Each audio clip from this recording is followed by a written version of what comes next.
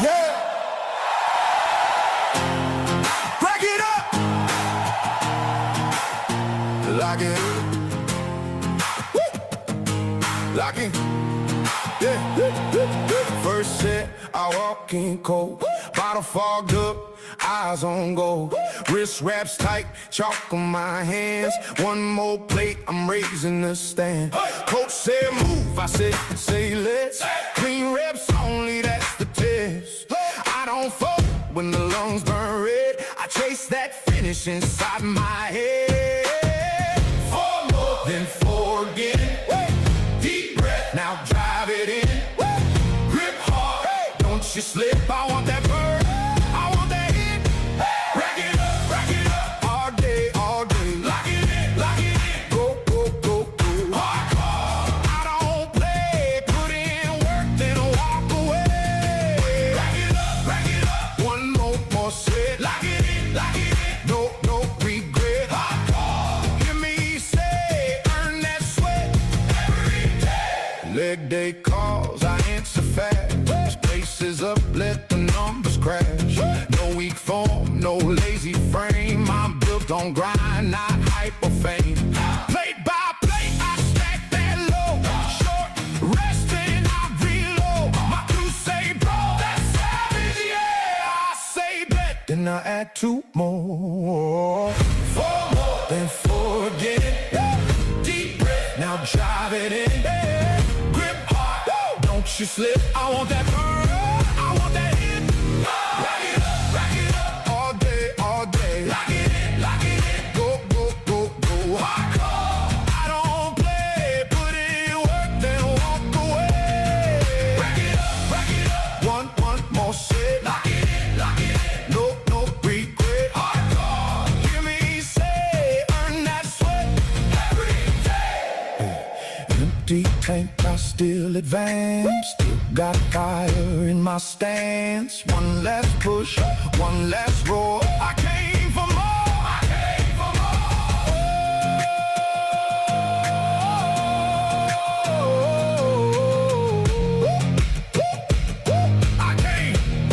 I came for more.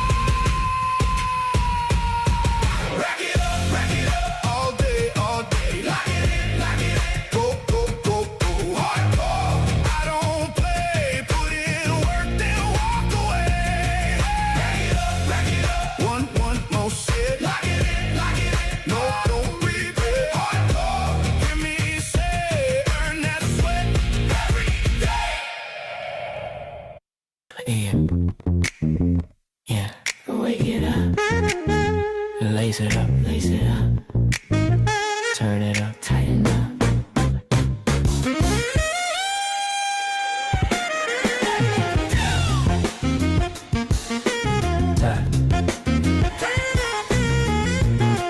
Hey.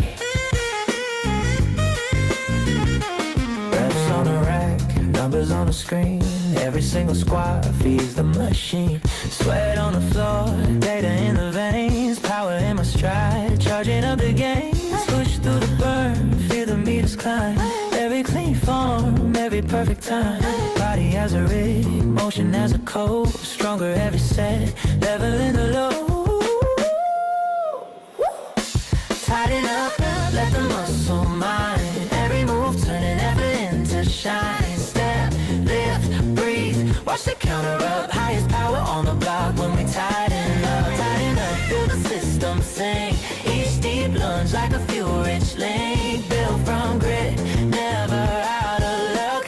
We don't give in, we just tighten up. Tighten up. Wake at the dawn, hit another round. Calories to credits in the battleground. Friends in the gym, crew on the app. All of us align on the same roadmap. Straps on the bar, heartbeat in a race. Chasing bigger stats while we shape this place. Steel in my core, fire in my lungs. Every single rep pays out in the long run. Yeah. Tighten up, let the muscle mind. Every move turning effort into shine. Step, lift, breathe, watch the counter up. Highest power on the block when we tighten up, feel the system sing. Each deep lunge like a fuel-rich link. Built from grit,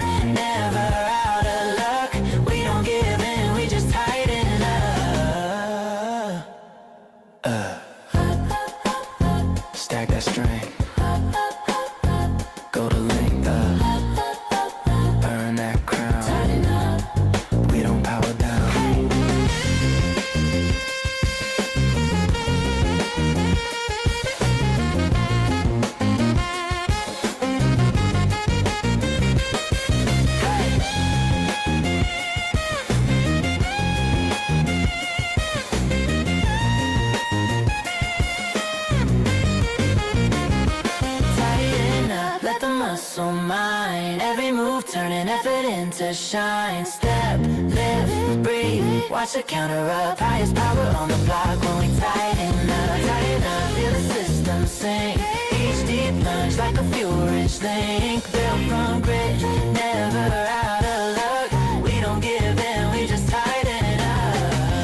Tighten up, tighten up, tighten up,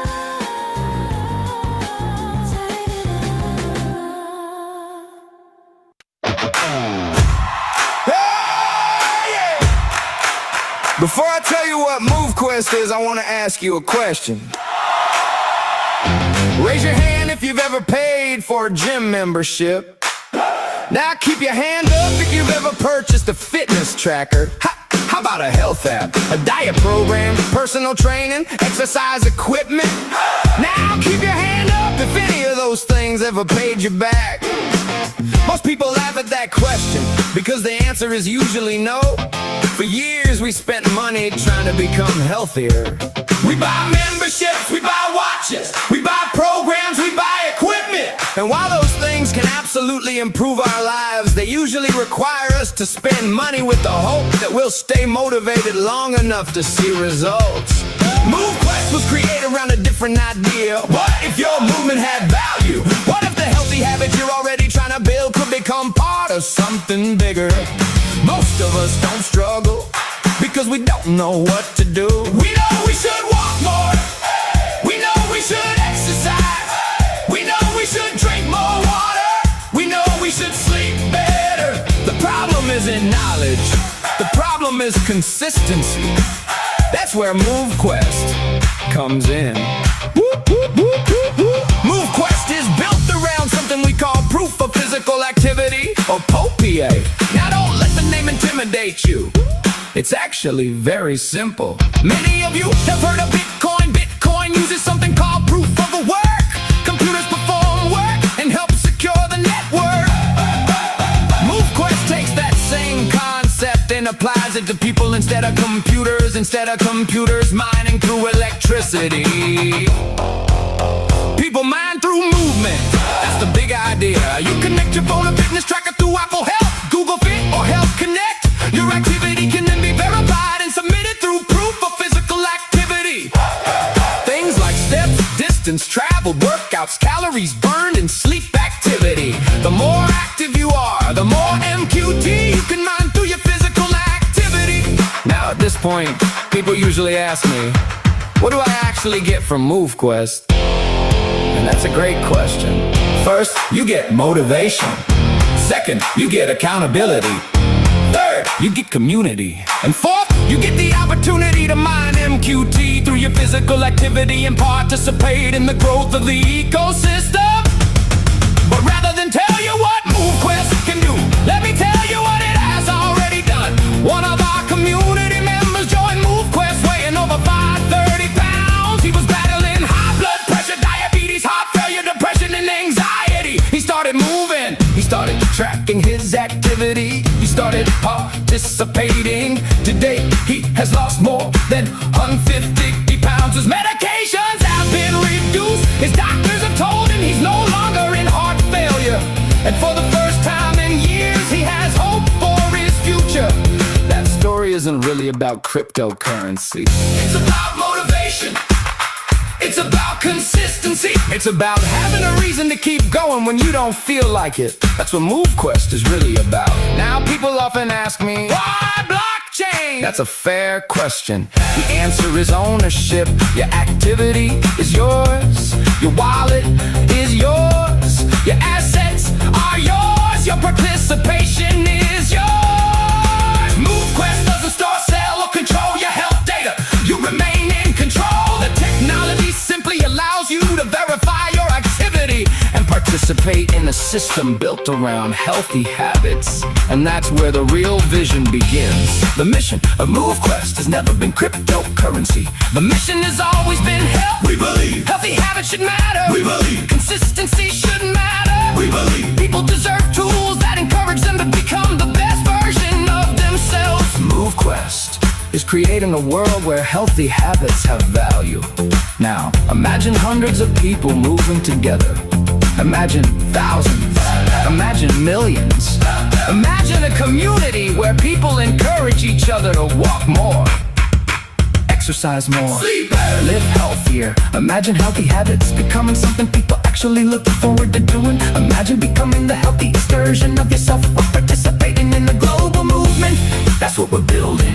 MoveQuest isn't just another fitness app, and it isn't just another crypto project. MoveQuest is a movement built around healthier lifestyles, a movement built around personal ownership, a movement built around consistency, and a movement built around becoming more than we were yesterday. Because at the end of the day, you already walk, you already move, you already live the lifestyle. MoveQuest simply gives those choices value. Every step you take is a choice to become healthier, a choice to become stronger, a choice to become more than you were yesterday. Because at the end of the day, you already walk, you already move, you already live the lifestyle. MoveQuest simply gives those choices value. Every step you take is a choice to become healthier, a choice to become stronger, a choice to become more than you were yesterday. Because at the end of the day, you already walk, you already move, you already live the lifestyle. MoveQuest.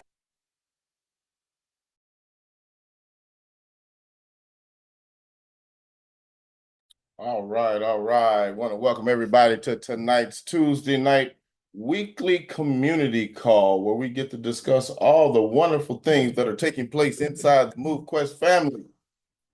Ladies and gentlemen, want to welcome any and all new individuals that are here for the very first time. We definitely welcome you to the community, as well as those of you that are the diehards of our community that are here with us through thick and thin as we continue to move forward in upward trajectory. Want to share with each and every one of you that this past week has been, in my opinion, a milestone in the timeline and progression of MoveQuest as a whole. We've definitely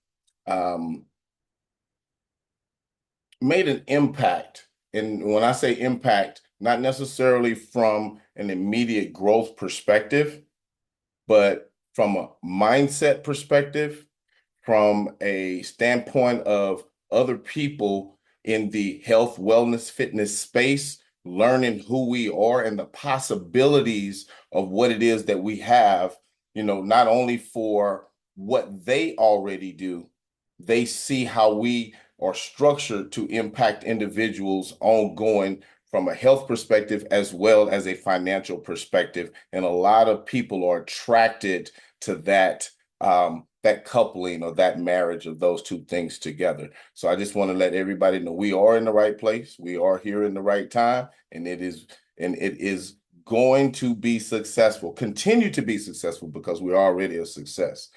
But before we get started with Miss Lynette Arden tonight, with the things that she may want to share with us, we do have Mr. Hayden Andre in the house with us as well. Mr. Hayden, how are you doing today, sir? And what's your outlook on things? Brother, I am doing fantastic. How are you doing, my friend? First, I'd like to say welcome back, brother. Thank you, thank you, thank you. Y'all are doing some amazing things. Hey, listen, man, you're absolutely right. It's all about planting the seeds. And as you know, the day that you plant the seed is not the day that you harvest the fruit. So that being said, I just want to say to everybody, good evening and welcome to another exciting Tuesday night MoveQuest community call event. As always, it is always action-packed with high-value info, updates, and insights.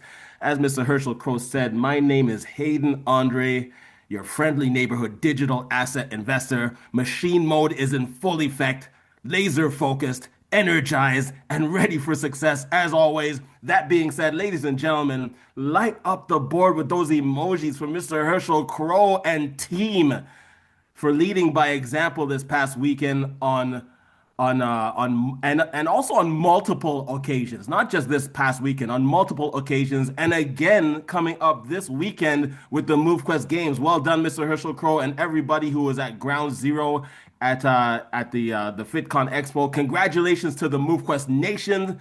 Congratulations to the MoveQuest FitCon team at the ground zero. Now everybody's home and secure. Congratulations to everyone who helped out from wherever you were, and to everybody who observed parts of the event through Zoom, and to everyone who cheered on the team while they were doing their thing.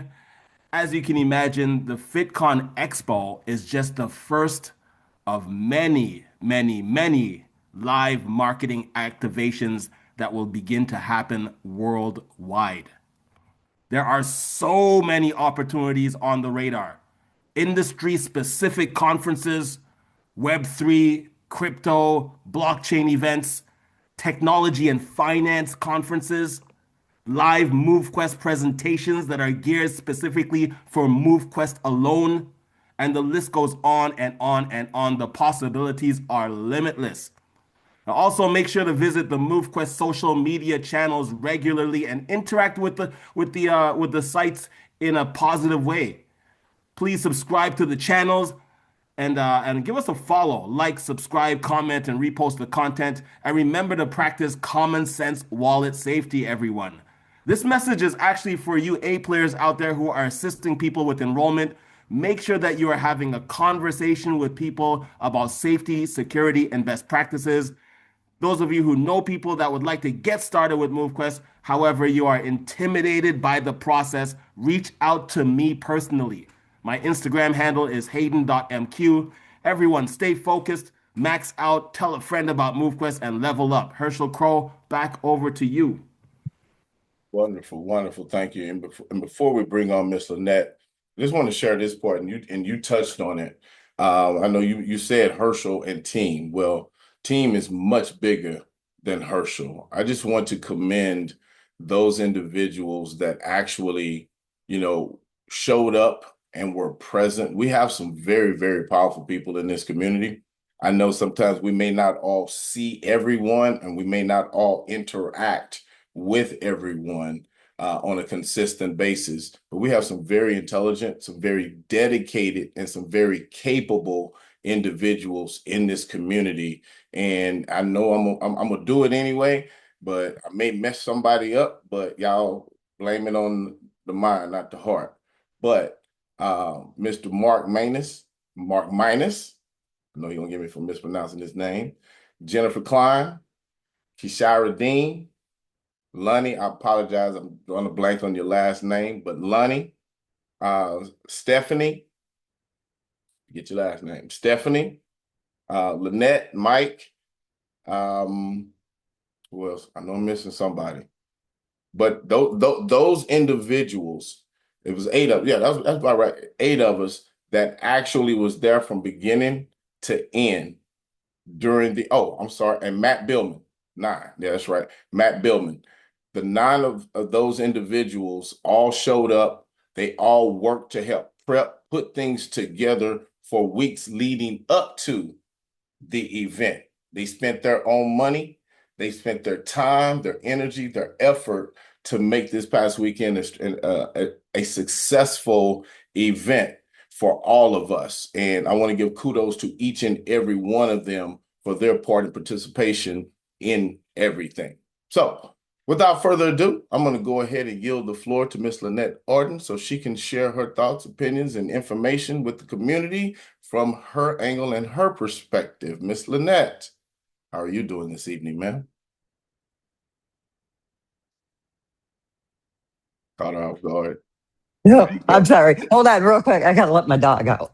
Okay. Come here, Charlie. Okay. The only thing we he missed. decided, oh, drop that. The only thing we Sorry. missed was Charlie. And while she's letting Charlie out Sunday morning? Yeah, Sunday morning, prior to us getting ready to leave and come back, since Charlie wasn't there, some of you may be familiar with this, some of you may see it all the time, but I'm from Texas. I see wild pig, I see deer, I see squirrel, raccoons, armadillos, and possums.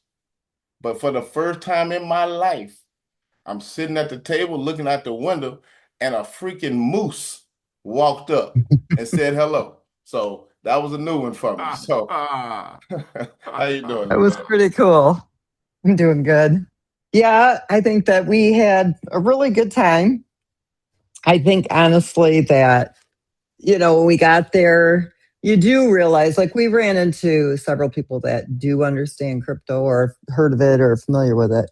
And then, of course, we met a lot of people that don't know, anything about crypto. So there's definitely two approaches, when you're working with MoveQuest, because it is different when you're working with people that haven't heard about crypto or don't understand it or have never dabbled in it, to your crypto people. So we're going to go to an event in July that is crypto in Vegas.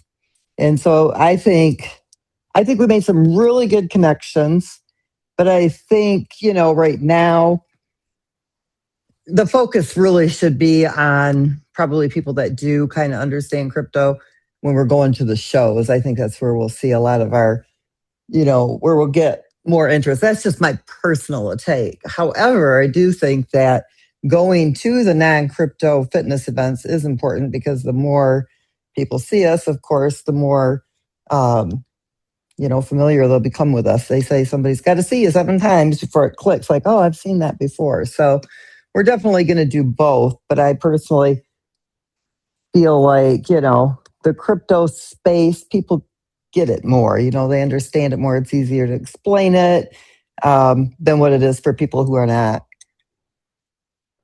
Sorry, I'm drinking some water. Whew. All right, you guys, I'm going to go over the mining pool. Waleed has not been able to start it yet because I went completely in a different direction, so that we don't have to do anything different down the road. So what I'm going to do is I'm going to share my screen. I'm not going to take up a whole lot of your time tonight. I say that now, but then I start getting into spreadsheets, and you guys all know how that goes. All right. So the first thing I'm going to do is I have to share the spreadsheet. It's the only way that I can explain everything. So I want to go over a few things first and foremost. So this project, everybody needs to understand, the money doesn't just fall out of the sky, right? And it is a new project. Yes, we've been building for, August will be 4 years development wise, and building out the infrastructure of this project, and really what is more of a protocol. And then, of course, getting ready to deploy our blockchain live this summer. It isn't really time for people to think that MoveQuest is something that you can pay all your bills with, or it's not there just yet, but we're so close. It's not even funny. And so they say, oh, don't tell people what to do, what not to do. Sell it if you want to, but you're silly if you do. That's all I'm going to say. Okay. Because right now it needs to stabilize. There's liquidity waiting to be injected, but right now what it's going to do is it's going to let that market value drop a little lower before it really shoves in the liquidity. All right. Just so you know, right now, the current market value, this is what it should be at. If you don't, okay, how can I say this? Because people will think, oh, she's telling you what to do. No, I'm going to give you some solid, common sense things to do. Okay. One, think about this. It is a self-funding ecosystem from within the community. Okay, it doesn't have outside investors. It doesn't rely on new money. It doesn't rely on new users. Okay, it relies on an engaged community. And the project takes 10%, okay, and leaves 90% inside the ecosystem for liquidity. Now, think about it like this. If your submission fee is $1 and you sell $1 of MoveQuest to cover tomorrow's fee, 10 cents doesn't go back into liquidity. Okay, that's 10%. So every single day, you're depleting your own liquidity pool by 10 cents. But if you leave that dollar in there and you don't sell your MQT and you cover your submission fee, The project's ecosystem is going to add, it's going to take its 10 cents, there's 90 cents left, and it's going to pair it to 90 cents of MQT. And it's going to add $1.80 into the pool. Okay, that's how it currently works. If you just let that pool do what it's supposed to do, it is going to make a world of difference. And you guys are going to see this because I'm going to demonstrate it for you tonight. So I have not finished up the original one, pool for the where you have to submit to qualify for the hatchery. And I will let you know a little bit, probably, I don't know, I'll let you know through text or something, or maybe even on Thursday night's call, but Thursday for sure, I'll have that completed, what that is going to look like. But here's what we want to get away from. We are not going to have lower proof of physical activity submission fees because you have a lower powered miner. It doesn't matter if you mine with a Navigator. It doesn't matter if you mine with a Titan. The submission fee is the same for every miner. It's up to the user what kind of power that they want to mint. So how do I say this so it makes sense? Where before, if I have a Navigator, it's at 50%, so I'm only going to spend 50% towards the proof of physical activity. But the way this pool is now going to run, and the fees go up and they go down, based on engagement. It's all, it's not a set rate. And that is because, one, the liquidity pool, what's the liquidity look like? Does it have extra depth in it from the community growing? Because when miners are minted, when dock slots are unlocked, that's a one-time spend, but that really pumps in a lot of liquidity. So then it can lower the submission fee because it's got extreme depth in there to cover when people are selling, and there's enough supply in there for the buying without having inflated market value. So the mining fees will be the same across the board, and it will be up to you how many miners that you're going to mine with. So why did we do this? So this is the great thing about being in the development stages for 4 years, because you can watch your algorithms and you can see how the community responds to things, and you can make the system even better and even stronger. So it won't matter what level you're going to mine. It won't matter about the fee. What's going to matter to you is how much mining power can I come up with?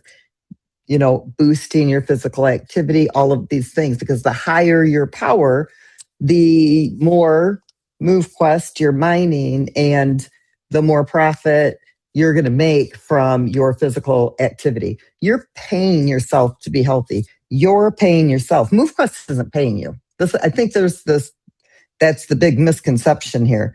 MoveQuest doesn't pay you to do anything. You're paying yourself. You purchased the miners, you unlocked the dock slots, you docked them, you submit your physical activity to the blockchain, you covered your proof of physical activity fee, all of your data was recorded to the blockchain, it validated the MoveQuest that you mined, and then you claim that MoveQuest and you take them and you hold them, you put them in the hatchery, or you convert them and you sell them and you take it to your bank. It's all up to you. You do it all.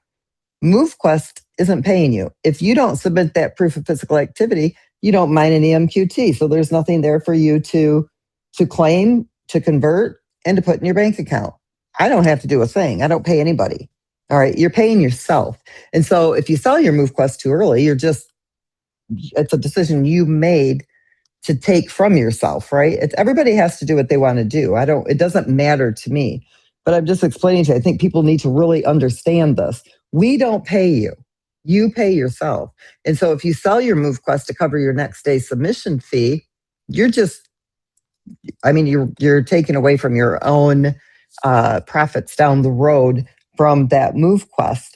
So what I'm going to share with you next is currently, let's say we're at about 50, I don't know what our submissions are. I haven't checked in a while. But let's say we're at 1,500 wallets submitting proof of physical activity. That's about 27,000 miners that would be mining. And that would be under the new system. Let me make sure. I got to make sure that I don't have this all at one because I was doing, okay, checking my math earlier. You guys see all these sheets here? All of these sheets operate this one page right here. It's kind of crazy. All right. So the community would have the ability to mine 1,253 MoveQuest tokens. That's what you could mine with the new system. See, 7,200 MoveQuest tokens are what's available every day. But based on supply and demand, 7,200 doesn't go out. So approximately in the hatchery, let me go look over here. The hatchery is currently mining or farming 3,503. So that leaves 3,697 that can be mined on a daily basis. All right, so with the current pools, there's going to be 6 levels. And it's all going to be in the same pool. So you won't be able to change your miners. So if you start with one navigator, you can only submit with one navigator through all 6 levels.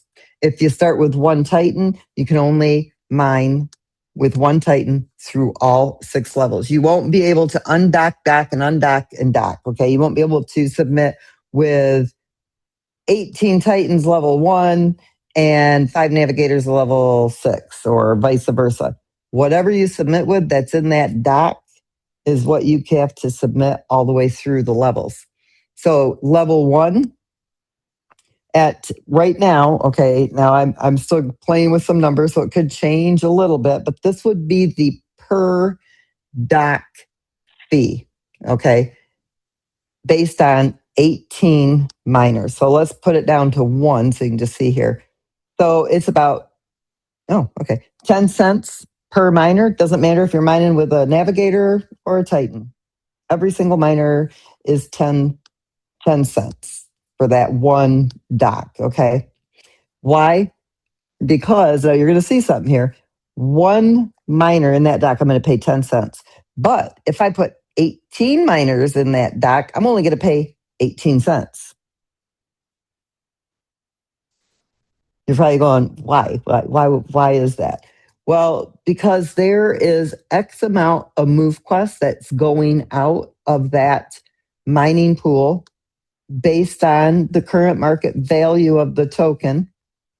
And so if you're mining with fewer miners, it will cost you more than if you're mining with as many miners as you can.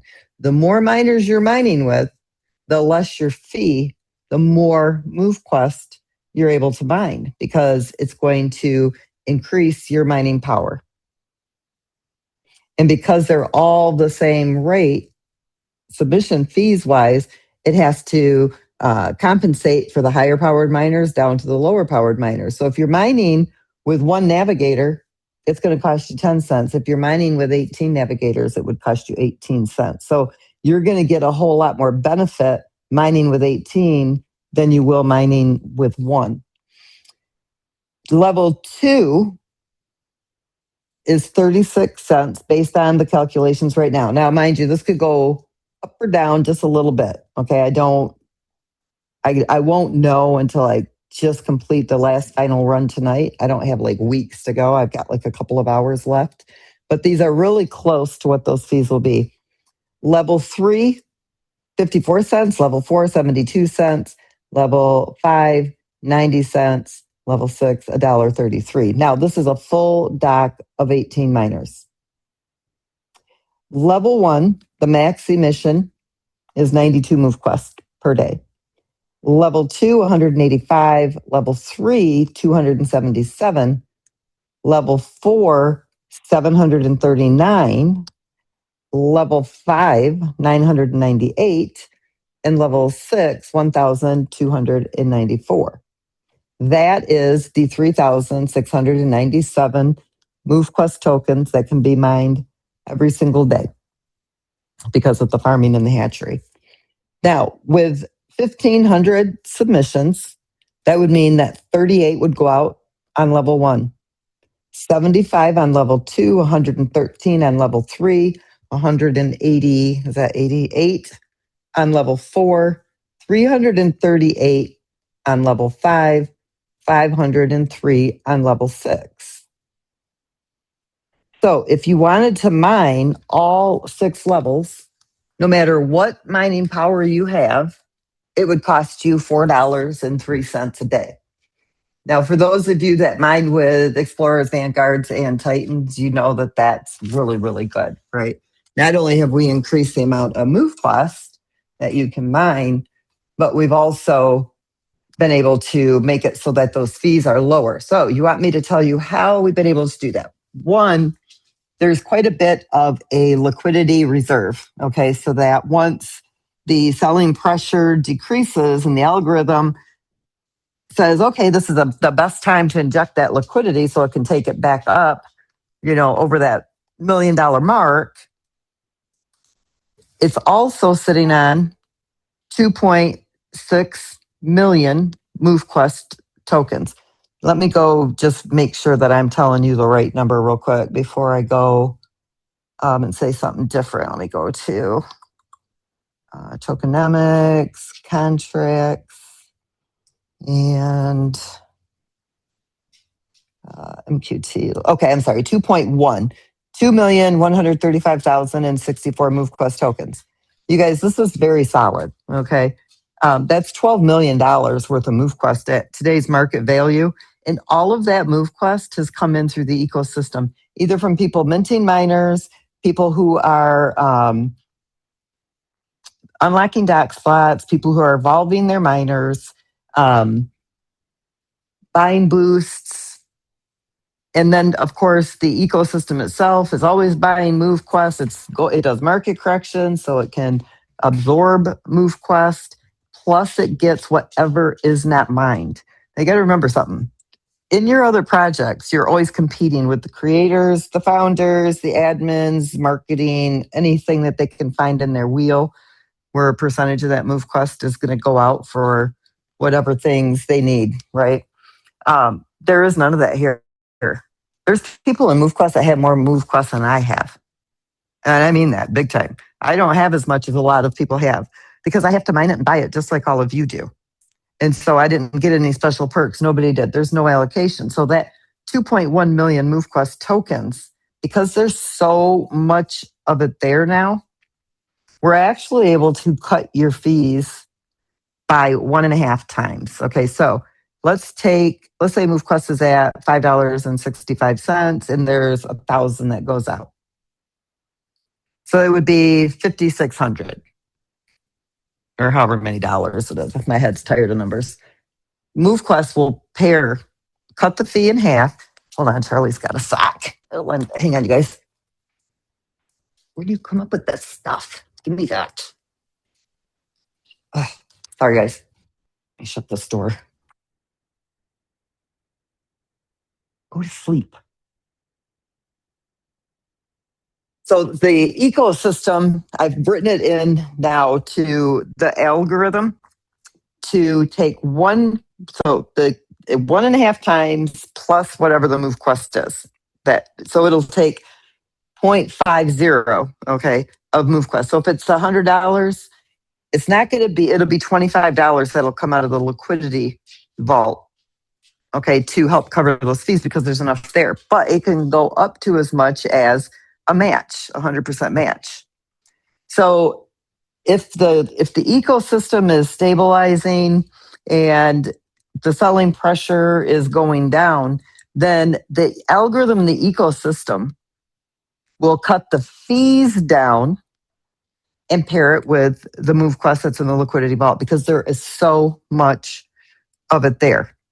Okay, so now that is a benefit to the community because there is so much MoveQuest in there. So that's a good thing. I don't know if you guys understand what I'm saying there, but Instead of the algorithm just sitting on what's in the liquidity vault, it's going to start putting it to good use.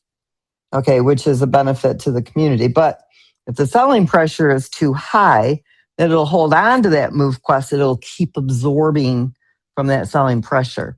And then you won't see the benefit come in as heavy. Okay, so it gives you some reasons, another perk and another reason to try to keep the selling pressure low until the demand is there. You really want to sell when the demand is there. You don't sell before there is a demand there. And luckily, MoveQuest, because of the infrastructure and the way it's designed, the price will go lower, but it won't bankrupt. You won't see it go belly up. It's, we're not in any dire straits because there's plenty sitting there in reserve to go back in once the selling pressure decreases again. So it's very solid. But the point is, it can now start to give back to the community from the liquidity vault by decreasing the amount of fees that you pay.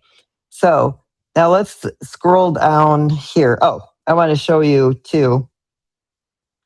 10,000 people. This value right here, based on the ecosystem and the size of the community, if the selling pressure hadn't been there, that is what the market value would be right now today with a stable liquidity depth of 5.3 million, okay, USDT. Hasn't even been paired to the MoveQuest token yet.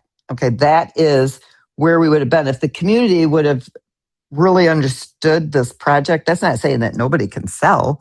It's just saying that at the beginning of a new project, you really don't want to sell MoveQuest at $5.95. I know for most people that have been in crypto, that's like amazingly high.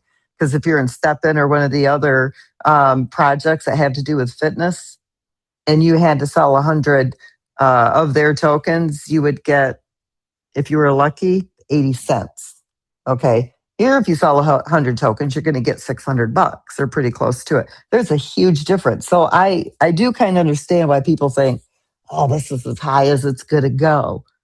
I understand that mindset because in the real, in the what's kind of been the norm, see, people get into stupid projects. You really do. I'm not saying you guys, but people in general, they really do. We had so many conversations this weekend. I just have to shake my head. It's like, oh my gosh, I don't even know what people are thinking when they get into some of these projects because it's very clear that they're not going to go anywhere. And you know what the funny thing is most people understand that and they're good with it. Well, it's all right. We know we got to get in and get out quick. I mean, who really wants to risk your money like that? And this would be a very solid market value right here. Every single person who is mining would be in profit every day. You'd be making a profit. You got to let it get up over that $5.95. And you know what? Our community is small enough from the people that aren't engaged. I don't have a problem telling the 1,200 people that are submitting to just start being a little more careful because the ecosystem will start to kick in and give you that liquidity depth. So if you want the project to take off, because it is a community-driven project, you do have to do some common sense things. And that's just the bottom line. And I'm not telling you this because there's any problem. I'm telling you this because that's the common sense, smart thing to do.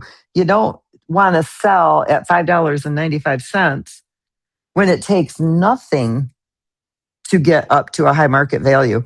Now, I'm going to show you here, I had put in future growth of 10,000 people. Okay. Now, I'm going to show you what I did because everybody, always says, well, I don't think it'll ever get that high. But what I did, this is actually closer to about $7,000 or $8,000. But if you go to the growth chart, what I did was, growth chart. I took and I padded the pool. I said the pool's got 159,392 MoveQuest tokens in it with $940,325. Why did I say that? Because we're already halfway to this mark and it won't take us long to be there. So if the community listens to what I'm saying to you and the algorithm can inject the liquidity that it really wants to inject, this is where we would be sitting, and you would not have an inflated market value. Okay. So when the selling pressure decreases and when the demand begins to show up again, then the ecosystem will inject that liquidity, bringing the pool closer to these levels right here. Could be a little more, could be a little less. And so if right now it was based on the MQT and the liquidity pool, the current USDT, it would have an inflated market value. This is why the algorithm doesn't inject everything all the time. Because now what it's done is it does have that buffer. So when that demand is here, it can put in the liquidity that needs to be there to stabilize the market value so it doesn't jump into the $7,000, $8,000 mark with just 10,000 people coming into the system.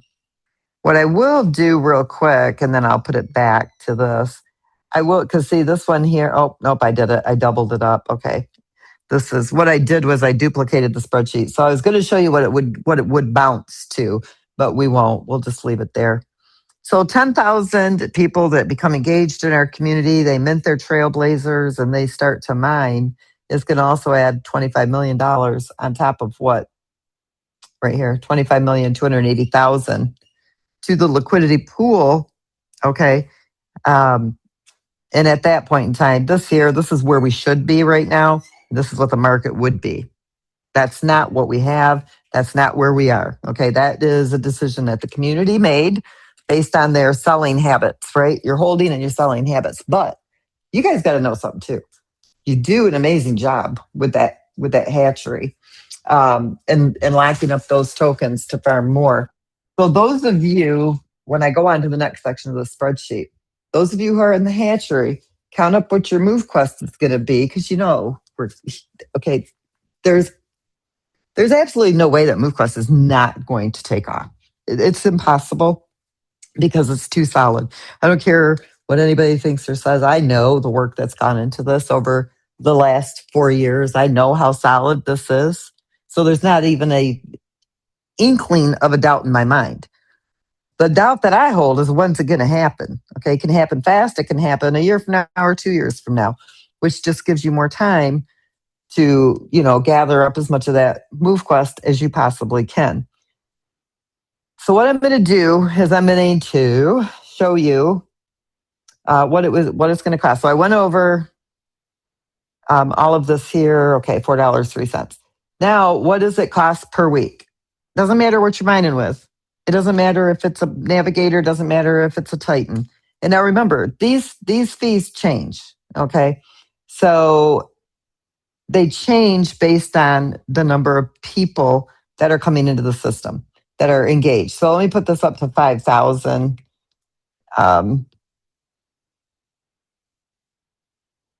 Where it changes, let's see. Well, that's not enough to really give it a big change. So that was about the same.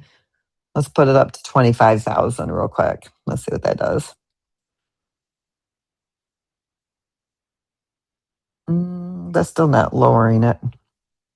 You got the max out. I'll have to look and see because it didn't change. I don't think it changed. Oh, yeah, it did change. It went down to $3.78 where it was $4 and something. So it's not a significant swing, but you do see where it does start to drop. However, it does have a minimum where it won't drop below that minimum as well. All right, let's put this back down to where we were. I wanted to make sure, and it was working like it was supposed to. Okay. All right. So every week, no matter what type of miner you're mining with, it's going to be roughly $1.26 if you only mine on the level 1 pool. Once you submit on level 1, you can submit. Now I'll see how Walid's going to do it. He may let you just check, level 1, 2, 3, 4, 5, 6, and submit them all at once, or you may have to submit level 1, submit level 2, level 3, level 4, level 5, and then level 6. We'll see how he determines he's going to map out this smart contract. And if he's on this call right now, he's probably banging his head up against the wall. We were going to have separate pools. We're not. It's going to be the pool, the mining pool. It's going to make it simple. You're just going to have levels. Level 1 and 2, it would cost 54 cents. Levels 1, 2, and 3, $1.08. Levels 1 through 4, 1 through 5, 1 through 6. You got that per week. If you're just mining level 1, it'll be $1.26. It would cost you $5.40 a month or $65.70 per year. Now, if you were mining with 18 navigators and you were paying the $65, fee for that 1 year, on that level 1, you would have 1.45 MoveQuest. And if we were to get to the $608 market value, which is 10,000 people that are submitting every day, you can do the math. I did it based on everybody mining levels 1 through 6. I didn't have time to get this all done. So if you're mining all levels, I'm not going to go through each level individually. You can figure that up on your own. But this will tell you here how many MQT you'd be mining if you did all the levels. So if you're mining with a navigator, you would mine approximately 56.5 MoveQuest tokens a year. If you're mining with Phantoms and Trailblazers, approximately 113. That's the average. Now, it could be higher, it could be lower. It depends on your physical activity. But this isn't based on the max activity. This is the average that a person is mining with a full dock. 169 per year with a Explorer, 226 with a Vanguard, 452 with a Titan.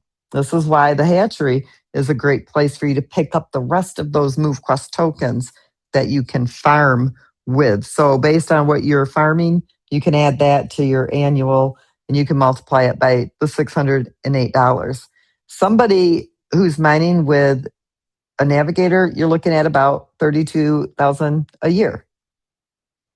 Okay, per year. That's after your cost. Okay, I've deducted the cost. This is the annual fee right there. I've deducted that. So this is your net yield. And that's 10,000 users in the community, guys. That's it. Just 10,000 users engaged. Phantoms and Trailblazers, you're looking at approximately $67,000 a year if you're submitting every single day in all 6 pools. You don't have to max out your physical activity, but you got to do more than a couple thousand steps. Okay, you got to be getting at least 10 to 12,000 steps in a day to get somewhere within these ranges. Then don't forget, you can boost and you can do some other things. The Explorer, a Vanguard, and a Titan. That is based on the market value at $608. Guys, that's 10,000 users in the community. And that is not based on anybody buying that MoveQuest token. It's based on, because I get the chips and they can assemble. That's how I did that. I based it on buying the Q chips, assembling the miners. It would be higher if they were using the incubator because they're bringing in the MoveQuest, which is going to drive up the market value of the token. So those of you who are familiar with how our platform works, if you use the incubator, you're spending MoveQuest and AVAX to mint your miners. If you're using the Q chips, it pays out the 50% commission and it brings in the AVAX. It doesn't buy the MQT, so it's not driving up the market value. So I had to compensate for that. But these are the engaged users coming in and they're submitting every day with the 18 miners, the full dock. This is a very comfortable valuation of what you'd be able to make based on numbers, real factual numbers, okay? Current market value where it should be. So I am sorry, but I am never going to stress when somebody says, well, I'm not in profit today. It cost me more to submit than it did in the MoveQuest token that I received. That is not my fault. That's because the selling pressure is there when it shouldn't be. Because if that selling pressure had decreased, this is where we would be right now with a stable market value of over $5 million in that liquidity pool. That doesn't mean nobody can sell. It just means sell when there's a demand there. And if the community isn't growing at the moment, that means there's not a demand. And that means you shouldn't be selling the MoveQuest tokens. That's common sense. That's tokenomics. That's crypto. That's reality. That's not me telling you what to do. That's just me giving you sound, common sense, crypto 101. Okay. The stock market, anything you do like that, you don't sell when the price is low. Nobody does that, right? Unless you absolutely have to. You just don't do it. But if you're doing it and the market value isn't at $38.16, that is not my fault. It is not anybody's fault except selling pressure, okay? I don't care if you sell. It doesn't matter to me. It doesn't make a difference to me one way or the other, honestly, because I don't get to sell MoveQuest, okay?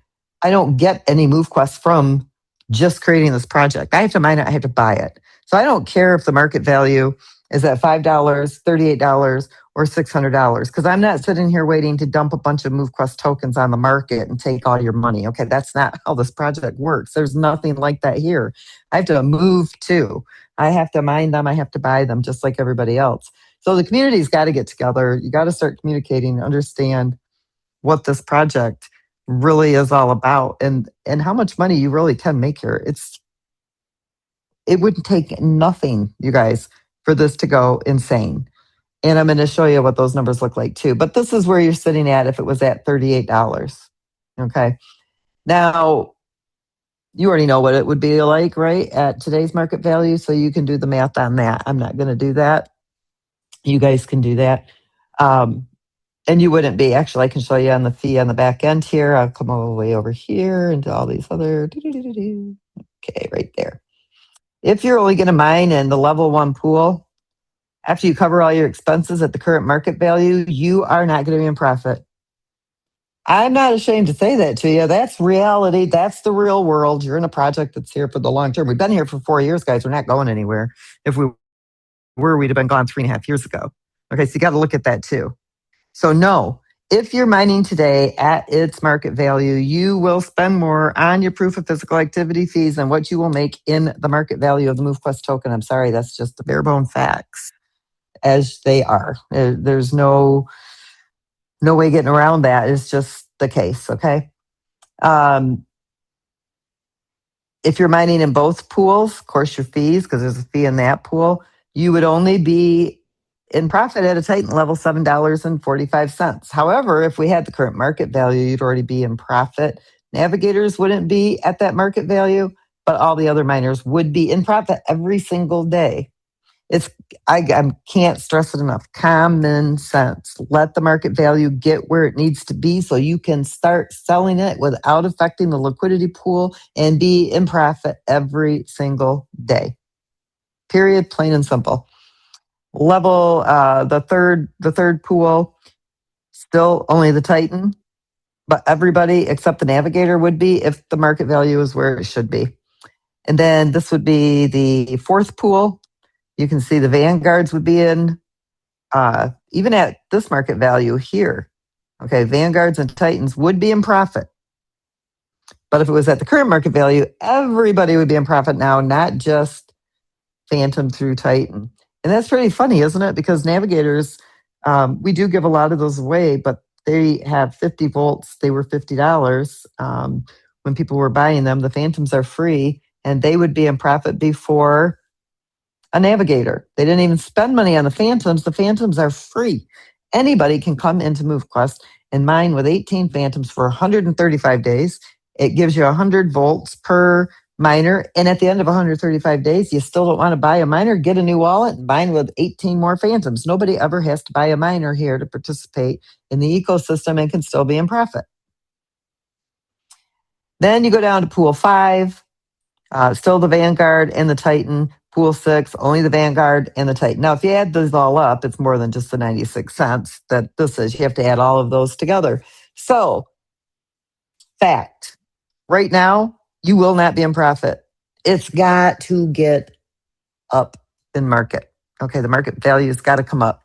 Now, if I come back over here to the front end, and let me bring this down. Why did this go? Okay, there we go. I want to, let's see, where, Oh, miners. I got to see where that value came in at so I can bring it down. Let's see. Sorry, guys. I have to figure out where that figure came in at. Oh, okay. That was on the growth chart there, 1,500 users. All right. So let me bring this down a little bit, okay, you guys, just so you can see the market value. I'm going to say it's at 750. It's going to take it 18. So let's see what that does. $18. Let's go back over to the growth. Oh, not that one, the back end here. $18. You still, so it's got to be a little bit more than that. I'm going to tell you where it would be so that you'd be in profit every day. That's what I'm getting ready to do here real quick. I have to come back over here. Where did I put 750 at? Let's bump it up to 1,000. 2471. Let's go to the growth. Nope, it's not the growth chart, back end chart. Okay, right there. So if the market value is at $24.71, every single person mining would be in profit with the exception of navigator miners. You see that? Navigators would have an expense of $29. But that's okay. You're still banking up that MoveQuest token for when the market value is even higher. So that's not bad. And then when you were mining with what pool is that? 1, 2, 1, 2, 3. The fourth level, even the navigators would be in profit. So I'm hoping this is making sense to you guys. If you're understanding how all these numbers work, all of these numbers play a factor, okay, into the algorithm of this ecosystem. I'm not even going to try to go in and show you all these numbers and how I come up with all of this. It's crazy. I would give myself a headache if I tried to tell you guys and show you, how the whole algorithm works. But that should make everybody pretty excited to see that, right? Everybody would be in profit if it was at $24.71, except the navigators. They would still incur an expense of $72.04, even after they paid their $1,470 annually. All right, this is what it costs per week. If you're mining with one pool, this is what it costs per week if you're mining all 6 pools per month, per year. That's those fees. Okay, now I'm going to, let's see, what's something else I wanted to do. Oh, you guys, let me see if I can show you some real fun numbers. Let's say we want, how many of you think that having a community of 20,000 is impossible? We see show projects that have 100,000, 200,000, 300,000 people. Okay. There's no reason why MoveQuest can't get to 20,000. Do you guys agree with that? Maybe that's all we'll ever get to, right? 20,000 people, but who knows? Let's just give that a shout, right? 20,000 people. That's 360,000 miners mining. Market value at $608. Now, I'm going to tell you right now that market value would be much higher than that. But there's a lot of things that weren't figured into getting to this number. And I do that on purpose. Somebody told me at the event this last weekend, whatever you tell me the market value is, I figure it's going to be 10% of that. But what they don't know is that I already don't account for about 60% of what does come into this project that would make that value higher. I do that on purpose because I never want to over promise and under deliver, right? I like to show you real figures that I know it can reach within these numbers and let everybody be overwhelmingly surprised when you find out that it's even higher than what I told you. I like people to be excited and happy. I don't like them to be like, oh, yeah, that's not what she said. But these are real numbers. But people have to, do what you do if you're in a project like this where you're mining and you're farming. Okay. Your physical activity is what fuels this. So you're getting healthy. Okay. While you're waiting to cash out your bags of MQT. If you're cashing them out right now, It's a short-term disservice to the community because this will take off, and those are the people that will be wishing they hadn't used. They wish they had used common sense and not sold the MQT because they won't be able to afford to buy it, and they won't be able to mine what they could mine now because there'll be more people that are mining it. So, yeah, you'll mine less. It'll have a higher market value, so it'll still be worth it to you, but you will never be able to acquire the amount of MoveQuest then that you can now. I don't know how to stress that enough. And the farming of the MQT. If you're sitting in the nest and you've got large cards, I would roll into tier 1 and 2. And some more, good common sense advice to you. Why? Because then when you come out from those pools, those farming pools, maybe you can break your cards down a little bit into maybe so like hundreds or 50s, 10s or whatever, so you can sneak into tier 4. That's what people are doing. When they see a little bit open, they sneak in a few, but you got to make sure you've got some smaller cards. But utilize all those tiers, you guys, because even if you're only getting a little bit of MoveQuest a day, when it adds up in a year or two, it's a lot of MoveQuest. And you're still in the nest. You get to farm for 10 days, but that's it. Then it stops unless you claim it and then put it back in the nest again. And even in the nest, it's still more MoveQuest that you're putting in your pocket that isn't costing you to do it. If you're submitting every day, you got to have it in something over there in one of those hatcheries, whether it is the nest, tier 1, tier 2, tier 3. And then when people come out, get in, take up as much of it as you can, as soon as you can, because you do want to prepare yourself for when the market does increase and goes up. All right, now I'm going to just put in 50,000 users in the community. What your market value would be. Oops, I can't do that. That was the wrong one. We're at 2,000. This is future growth, 50,000. You're looking at $11,364,000 market value on a token. Now, those of you that want to even shave it down more than that, say 10%. That's still $1,000. Say 25%. It's still almost $3,000, right? This is based on real numbers, and it does account for selling pressure. So that's not bad. Now, for those of you, when it hits that market value, okay, your Titans are making $5 million a year. Your Vanguards, $2.5 million. Your Explorers, $1.9 million. Your Trailblazers, $1.2. Your Phantoms and your Navigators that people don't think are worth it, $641,000 is what you can make on your 56 MQT that you mined. So it is worth it with Navigators, but not if you want to be in profit today. That's not the type of project we are. We're not a return on your investment. We're not a get rich quick overnight. We are a long-term project built on real tokenomics, a real self-funding ecosystem. It doesn't require new users. It doesn't require investment money. It doesn't require, everybody always having to mint by the miners. We don't even include that in here. It's not even included in here. This is just an engaged community that are mining the MoveQuest token.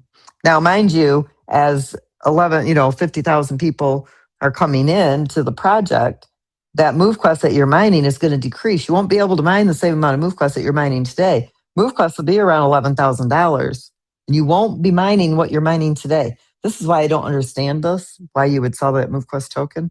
You want to bank them babies up. I mean, it's $5.95 for one MoveQuest token, which is low. That's a low market value for this project. That's extremely low. Now, in the scheme of things, in the crypto space, that's a very high market value on a token because most projects don't get there. But for MoveQuest, that's extremely low. That's so low. It's stupid low. So you would want to get as much of that MoveQuest, farming it and mining it, and then only selling it if you absolutely have to. And that's just telling you how this project works, and you're crazy if you're not doing that. You don't want to sell your MoveQuest to submit. You're just taking away from yourself. You're not taking anything away from me. You're taking it away from yourself. I don't profit from that. I profit from 10% coming into the project. That's where we profit. 10%. 90% stays with you. So you want to make sure that you protect that. That's it's your liquidity pool. It's your revenue.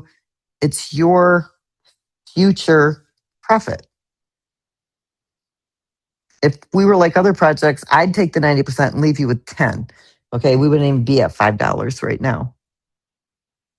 So hopefully this makes sense. Hopefully you guys like the way the other pool is coming in. So here's why we did it. Everybody says, well, it's too expensive. We're not in profit. Okay, then only mine in the little pool. They can only give 92 MoveQuest out, but it's still 1.5 MoveQuest, okay, per year. And when there's 50,000 users here, if you don't sell that MoveQuest, it's $11,000.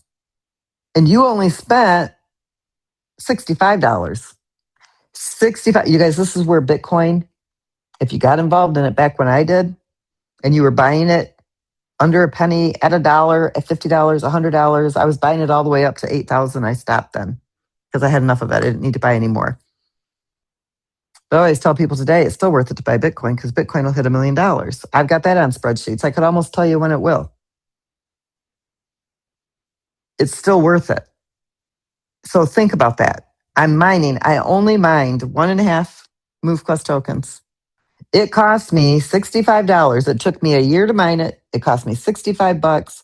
There's 50,000 people inside this community. They're mining every day. The market value is $11,385. I'm sitting on 15 grand that only cost me $65 to mine it. And in the meantime, I lost weight. I got healthier. I feel better. I'm looking better. My clothes are fitting better. I've been on shopping sprees to get the smaller clothes to fit you. You're coming off of medications. We've got all the testimonials here, so we know how MoveQuest affects your life. I can't see a downside to that. That's an upside. And you're in control. I'm not sitting here pushing buttons to manage your crypto for you. Okay, decentralized, we were kind of talking about this weekend. Doesn't mean I can't know who you are. It just means you're in complete and total control, okay, of everything. You have to move. You have to submit. You have to claim. You have to farm. You have to sell it. You have to buy it. You don't have to ask me if you can submit. You don't have to ask me for a withdrawal. You don't have to ask me to approve it to go into the farm. You don't have to ask me to approve it to retrieve it from the farm. You don't have to ask me to retrieve your mining rewards from your claims. You don't have to ask me to send it to you so you can convert it. You have total control. 100% of it is in your control. It's 100% managed by smart contracts, which means the smart contracts escrow everything. It's just waiting there for you. You're the one who has to manage and run the whole thing. That's what decentralized means. There's nobody running your show. So if you show up, you're winning. If you don't show up, you're not. And these pools, having this one pool, I'm going to talk to Waleed and I'm going to see how this can work. But I will show you on the back end here. This is the emissions, okay? The rate of emission. This is the max rate. This is the rate of emission. And at the moment, it's not even at 100% of 600% based on all 6 levels. So I have to talk to him and see if it can be written into the code, but what if a person wants to submit all 6 levels more than once a day? So you would submit your proof of physical activity the one time, but you would be able to pump up the amount that you're mining based on multiple submissions. So right now, with it being at 0.83, it could allow people to pump up the submission in their mining by 6 times.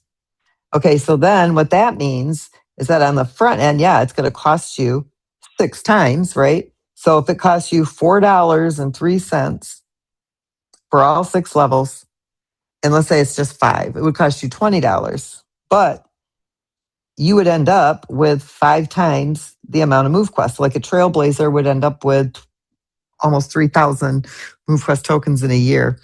So why would I consider doing that? Well, because there's 7,200 that can go.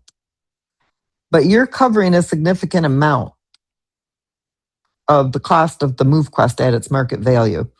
And then the liquidity vault is pumping in the rest. So it still stabilizes it. It doesn't create any whales because it still only has so many that can go out. Regardless, there's only so many MoveQuests that can go out per day. Then it is the 3,697. But the cost is being covered to stabilize the liquidity pool. When that's happening, then the ecosystem does inject liquidity every single day because it doesn't have to compensate for overselling and selling pressure before a demand is there. When that stops, the liquidity will just keep pumping in every day. Every day, the liquidity will go in there because it doesn't have to worry about doing market corrections or stabilizing the pool after selling pressure is decreased. All of that stuff is, doesn't matter anymore. But right now, it runs on a different algorithm based on growth and all these other features. So I don't know for sure if that can work. Walid's got to look at exactly what I've put together here and try to understand exactly how I have operated this to work. But at least everybody knows that why you're not in profit and don't expect to be, because if you can't let the market value get above $5.95, you're not going to be in profit, period, plain and simple, because there's only 1,500 people submitting. Now, if there were more people submitting, that would be different. You would be in profit. You would be in profit already, but you have a small community. And when people re-engage and as the community grows, then that market value will go up. You would be in profit. This is, I got to put this number back. Let's see, where was that at? I think it was 1,500. Yeah, it was 1,500 over here, 1,500. Because that's about where we're at. And then all the math on that. Yep, 38.16. This is where we should be right now. This is where our market value would be if the selling pressure, if people manage their crypto portfolio properly, this is the market value that we would be sitting at the moment. All right, that's all I got.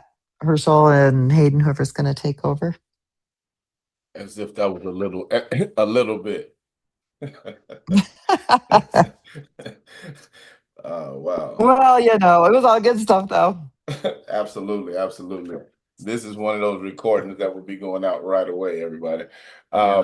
Because I need to listen to this again myself to really dissect it and understand it in totality. One thing I want to touch on real quick as I go through some of these questions.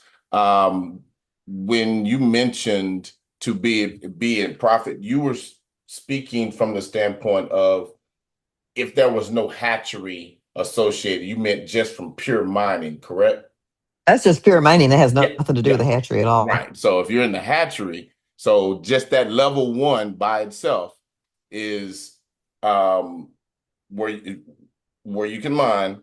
That's attached to the hatchery. So if you have assets or MQT, no, level 1 is not attached to the hatchery. No, it's not. Level 1 is not. Okay, so level 1 is not. Level 1 through 6 are the additional levels that people will be able to mine. Okay. I haven't finished with the pool that is attached to the hatchery yet. That's a whole separate pool. People that aren't in the hatchery, they won't want to submit there probably because there's not going to be many MoveQuest in there. Let me look and see what the MoveQuest was. It's a very low emission rate on that pool because we're probably looking at around 100 MoveQuest tokens that will be distributed out of that pool on a daily basis. So those that aren't in the hatchery probably will not submit on that pool. They'll go right to level 1 through 6. Those that are in the hatchery, they'll have the pre-pool plus level 1 through 6. Gotcha. So level 0 would be for the hatchery. For the hatchery. Okay. Mm-hmm. And it's not going to be as like a stupid amount. It'll probably be probably in the 18 to 30 cent range to submit on that pool because there's also a percentage of the MQT liquidity vault that applies to the hatchery for the future liquidity for that. Plus there's a percentage, that pool there also pairs to that MQT. So there's a whole set of algorithm for that pool for the hatchery in addition. So people who aren't in the hatchery, they can submit to that pool if they want the MoveQuest out of the pool that they can get there from, I'll probably call it, ground zero or whatever, but it'll be, then everybody else can start at level 1. So people will be able to pick level 0, the ground floor level. That will be the hatchery, or they can just skip to level 1 and go through level 6. That'll be up to them. But if they're in level 1 through 6 and they don't do the pre-submission, it won't count for the hatchery. So Okay. those in the hatchery will be able to submit on 7 levels. If you're not in the hatchery, you'd submit on 6 levels. Okay. Okay. Yeah. No, we had just had a question in reference to people in the hatchery can still technically be in profit on a Yeah, daily. you know what? You made me just think of something because I think I'm going to combine it with level 1. You know why? No, see, I can't do that because it's going to increase it for your level 1 people. It would probably make it about the same as level 2. I'll have to think on that and see what Waleed can do because it is going to be around the same as the level 1, but it would double the level 1.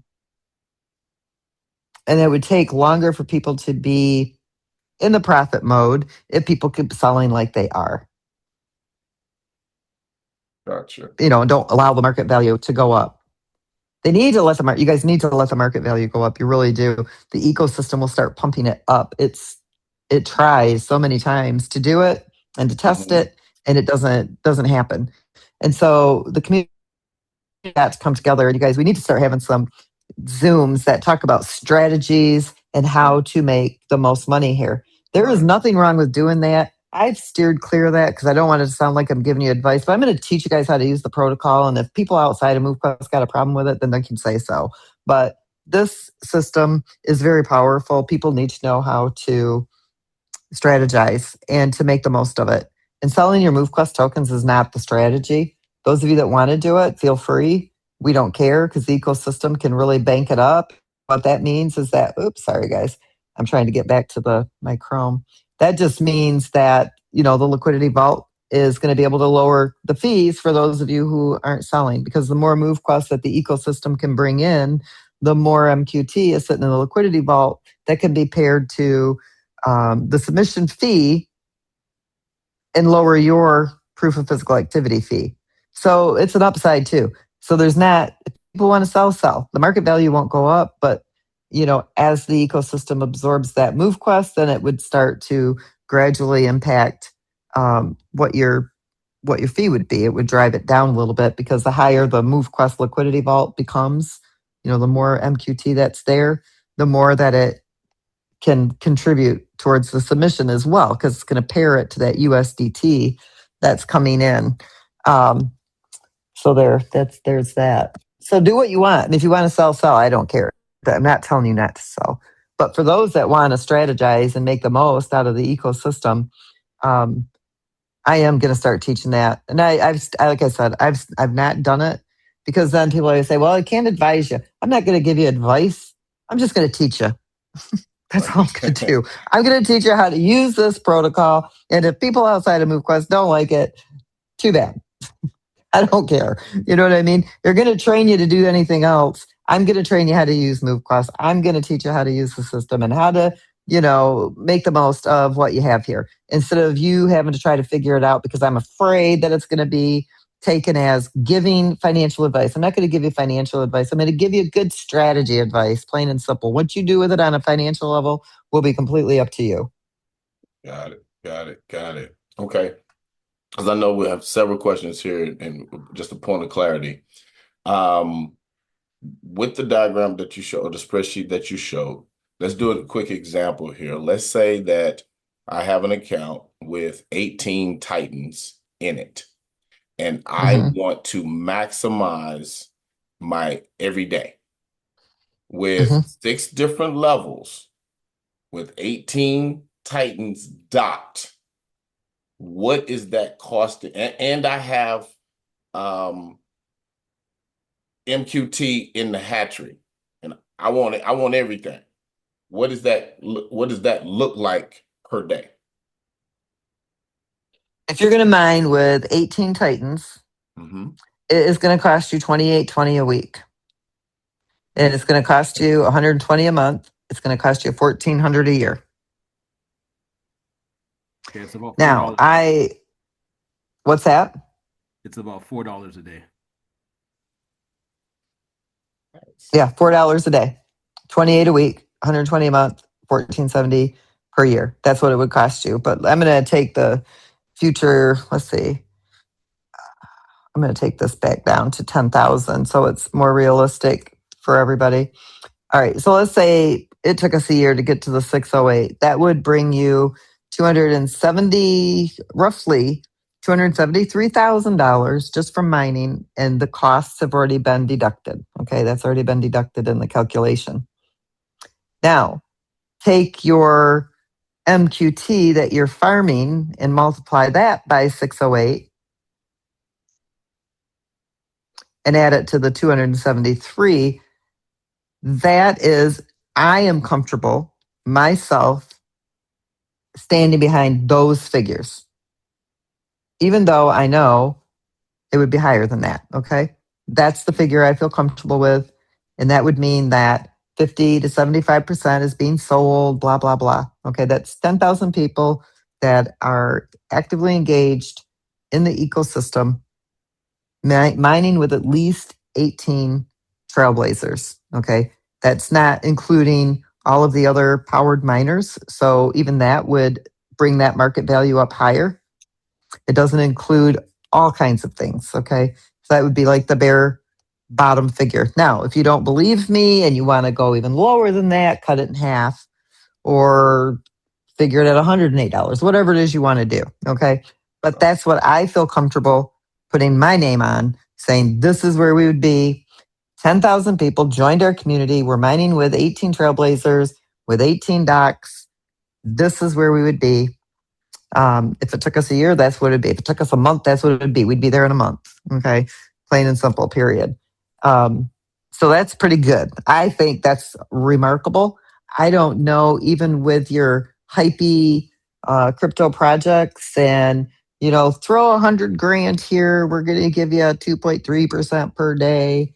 And if you got lucky and were fast enough and got out of there in 30 days, you might make, decent amount, but you could risk it and lose it too. So here, you're risking $1,400, even at a Phantom. Phantom doesn't have to risk anything.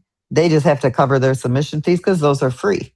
So 10,000 people can use those Phantoms and they're going to make $67,000 a year and they haven't even minted a miner yet. But they did spend $1,400, okay, to cover their submission fees. Got it. Where are you going to find that at? Where are you going to find that? Where you can actually get involved in a crypto project, didn't cost you a dime. You don't even have to unlock back slots. You just get to use Phantom miners for 135 days. And if you still don't want to increase your mining power, if you're happy with, $67,000 in revenue per year from your physical activity, well, open up a new wallet and claim 18 more Phantoms and keep submitting. You can do that until you die, literally, for the next 50 years if you want to, however long you're going to live, right? It doesn't have to spend the money. But the people who do want the higher powered miners and they do want to make more, then they'll be able to do that. Now, I will tell you, Phantoms aren't going to be here forever, you guys. We're going to open up the leasing at some point. The Phantoms will still be here while the leasing is there because we haven't hit that growth yet. But when there's enough access to the outside world to be able to engage in the project without having to spend money to mint their own miners, like through leasing and whatnot, then we'll start to phase out the Phantoms. So people really do want to take advantage of it while they're here. Not saying it's going to be gone in a month or two, but eventually we will phase out the Phantoms. When that'll be, I don't know.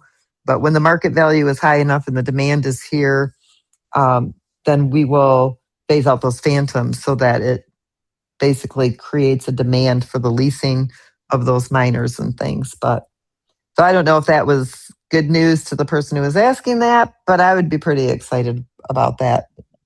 Just one point of clarification on that. The person sent a follow-up on that saying that they were confused in reference to on the spreadsheet, it said per dock, the fee per dock.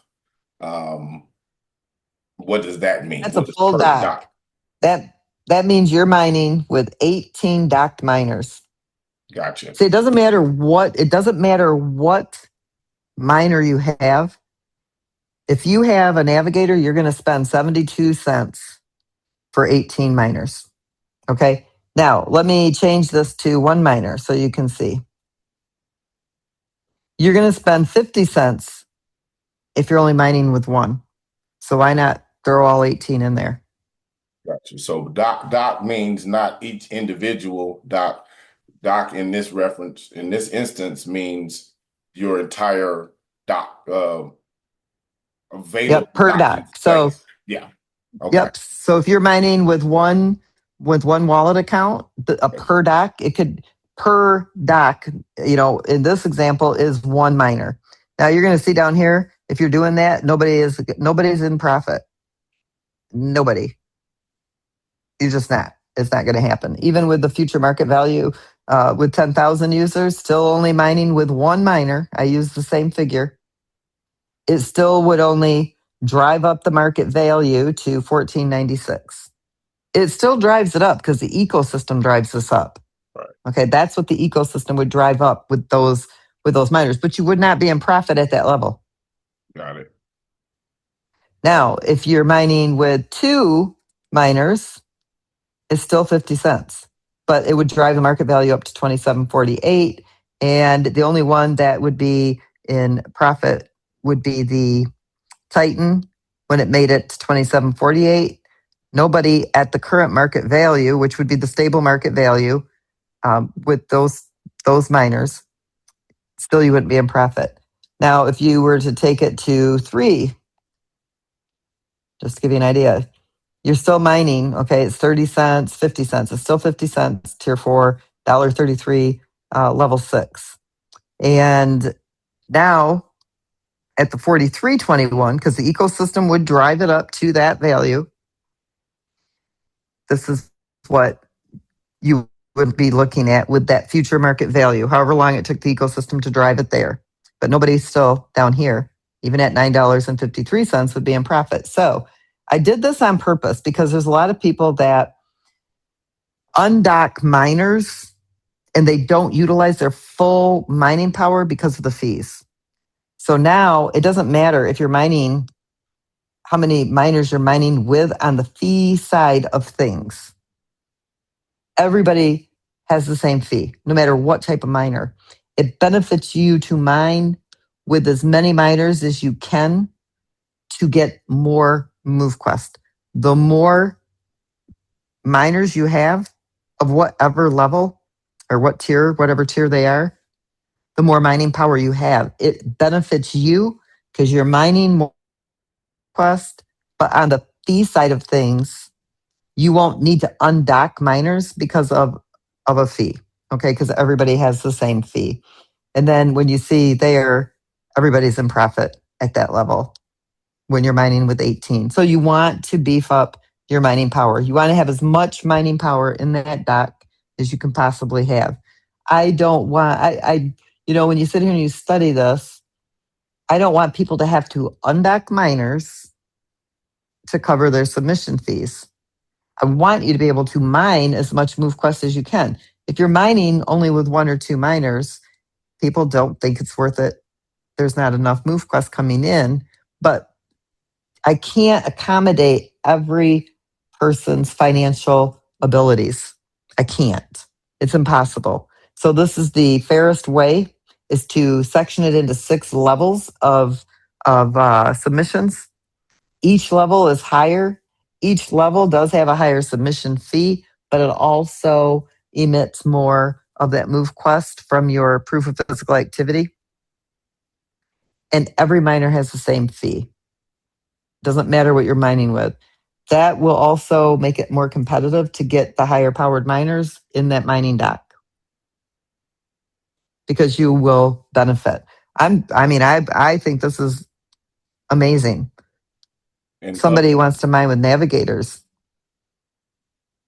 Even here, $689. Look at the Phantoms, $2,800 after your costs. You didn't spend anything to mine other than your proof of physical activity. You didn't have to mint miners. Got it. Got it. And just for clarity, and let's say I'm on level 4, and I forget how many tokens max emissions it is for that. What is that? Oh no, it's the wrong different page. What's the max emissions on level 4? 739. And there, let's just say there's 1,000 people that submit up to level 4. The distribution of that 739 now is based off of the mining power that I have and the physical activity, just like it always has, right? So the physical activity does play a part in the share count for that distribution as well.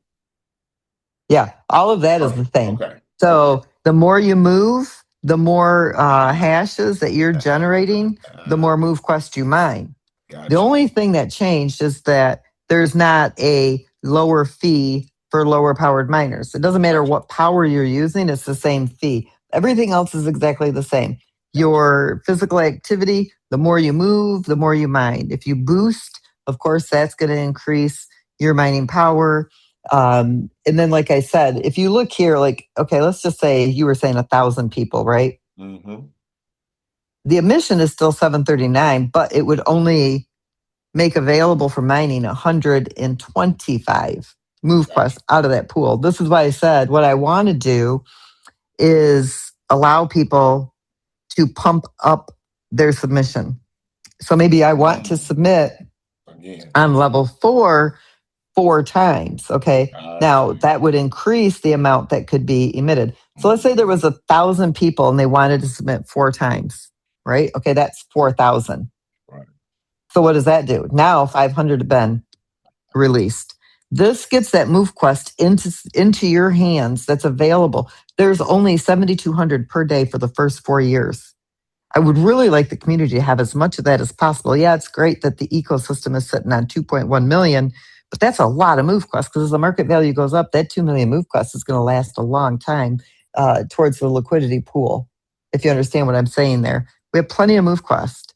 So I really want to get the MoveQuest into the hands of people that want it. Now, the algorithm is a little bit different. You are paying for the MoveQuest that you're getting. The ecosystem is going to cover 1.5 times, like so 50%. So anyway, I'm not going to go into the whole algorithm of how it works. In our current system, it would actually be higher than what it is in this system because it's going to start to use that MQT in the vault, pair it to that USDT, instead of always trying to get as much of it in as possible because it has plenty. It's very, very full, okay, of the MQT. We only have 2, let's see, what is this? We're in June, July, August. We have 2 years and 3 months left at 7,200 MoveQuest per day before it does a halving, which takes it down to 3,600. So everything cuts in half. The farming of the MoveQuest, the mining of the MoveQuest, and so it's going to make it even more difficult. The mining difficulty is going to increase drastically. So we really need to get you guys that want this MoveQuest that are holding onto it. You guys that want it, I want to be able to get it out there. So I'm going to have a meeting with Wally tomorrow and see if that's even possible to do. But some people won't want to do it. Some people will only want to submit on level 1. Some will want to submit on all 6 levels. Some would like to be able to pump it up 1 time, 2 times, 3 times, 4 times, whatever, you want to do to the level that it can hold. Do you see what I'm trying to say? Like that, Yeah. when you guys all hear Hayden's, you got to pump it up, pump it up. You got to pump it up. You know that thing on Saturday he always does? Time to pump it up. I'm going to use that on this. Pump it up. If you want to pump it up, that's what I'm hoping that Waleed can build into this. So those of you that would like to get this, still won't create whales, okay? Because you're spending, your proof of physical activity is covering a major portion of that MoveQuest. It'll still be less than what the market value is, but you are still spending on that proof of physical activity where the advantage comes in is that we've got that 2.1 million MoveQuest that's sitting in that liquidity vault. And so let's say it's $1,000 in submissions, right?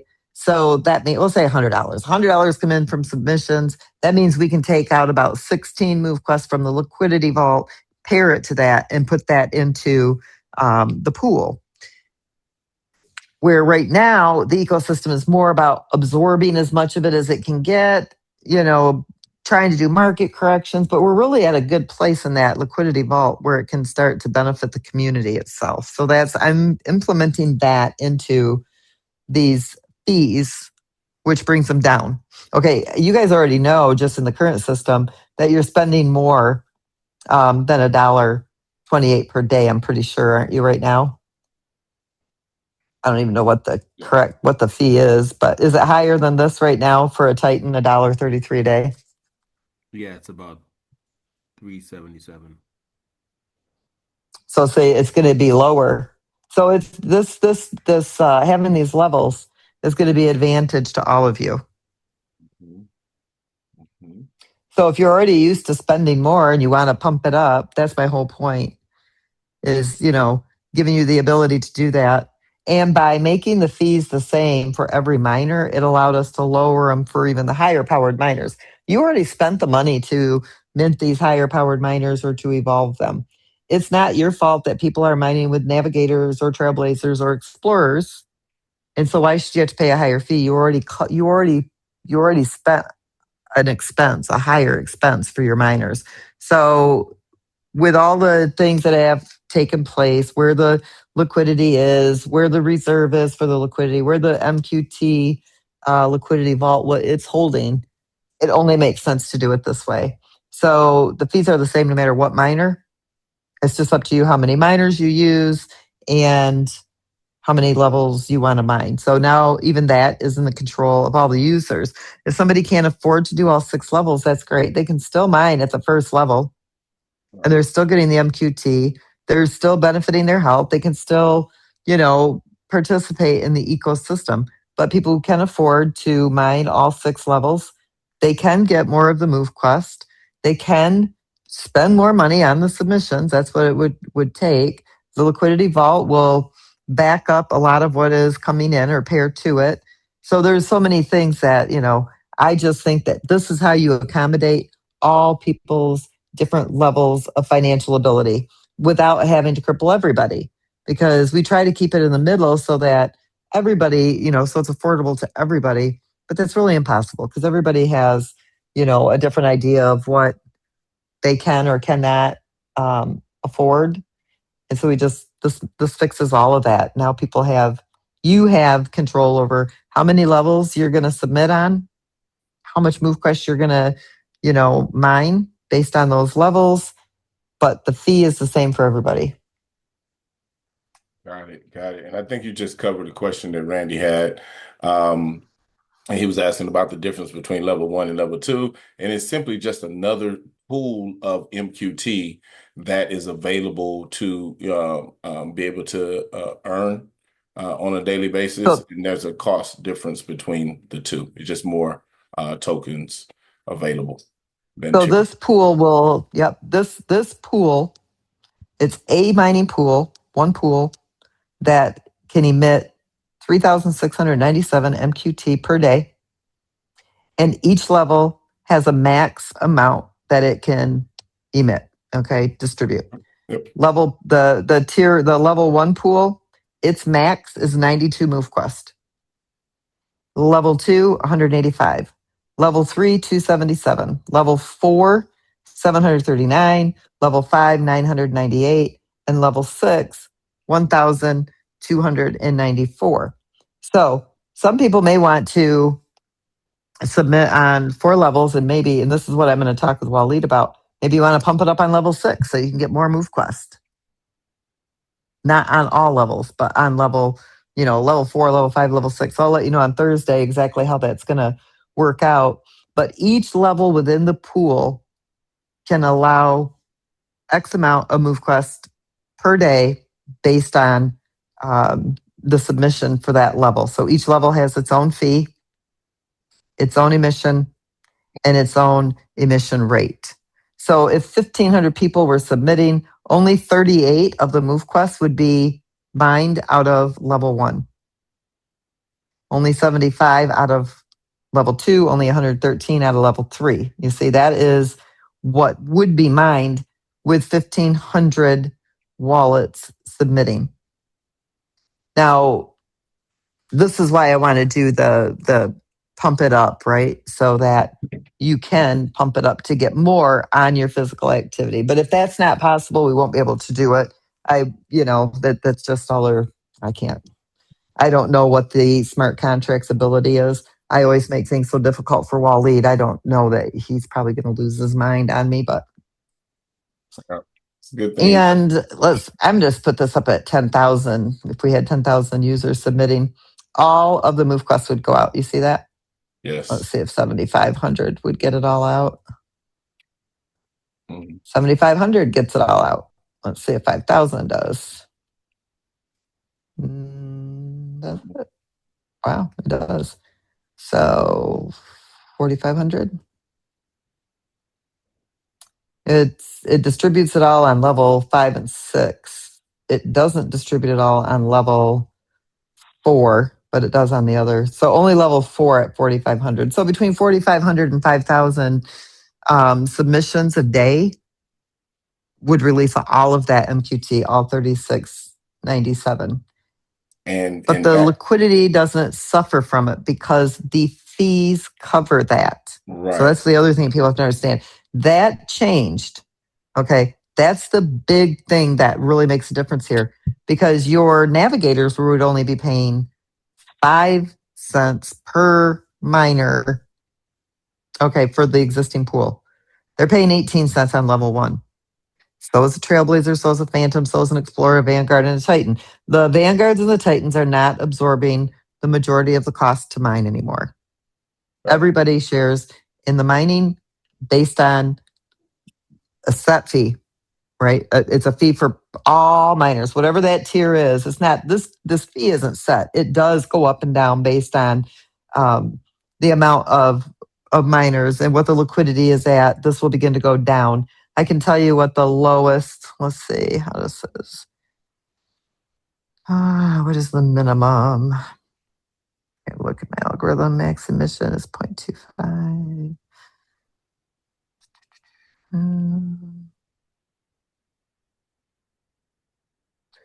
Where did I put that at? Somewhere.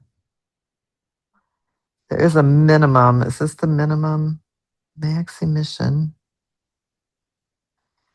I'll have to look and see what that minimum is. I don't even know where I put the figure out. I got to go study all my numbers. But there is a place in here somewhere. There's a minimum amount, so it would never drop below that. I do believe that this is the minimum. Andy?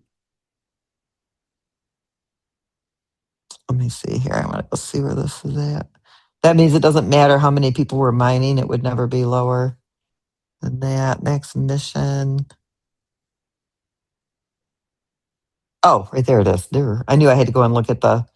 So this would be the minimum. Level 1, that's the minimum. So it was already at its minimum of 1 cent.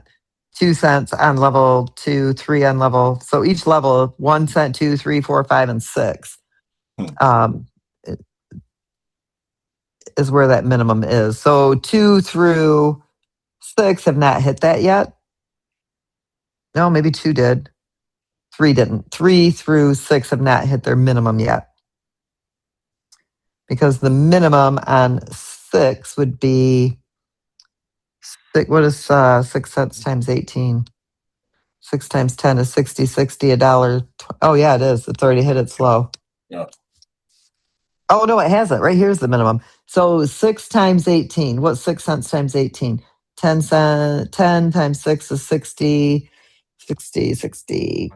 48, 60, $1.08. So that would be the lowest that tier, that level 6 would go is $1.08. So these levels haven't hit their low yet. So they can drop.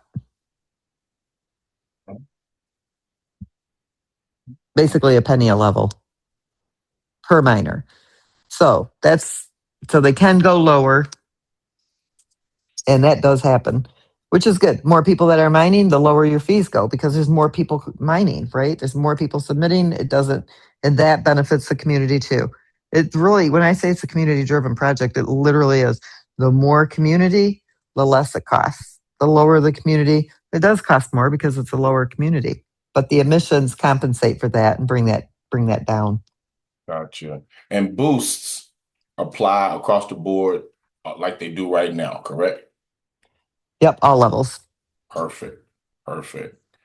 Blah, blah, blah, blah. And you're looking at, well,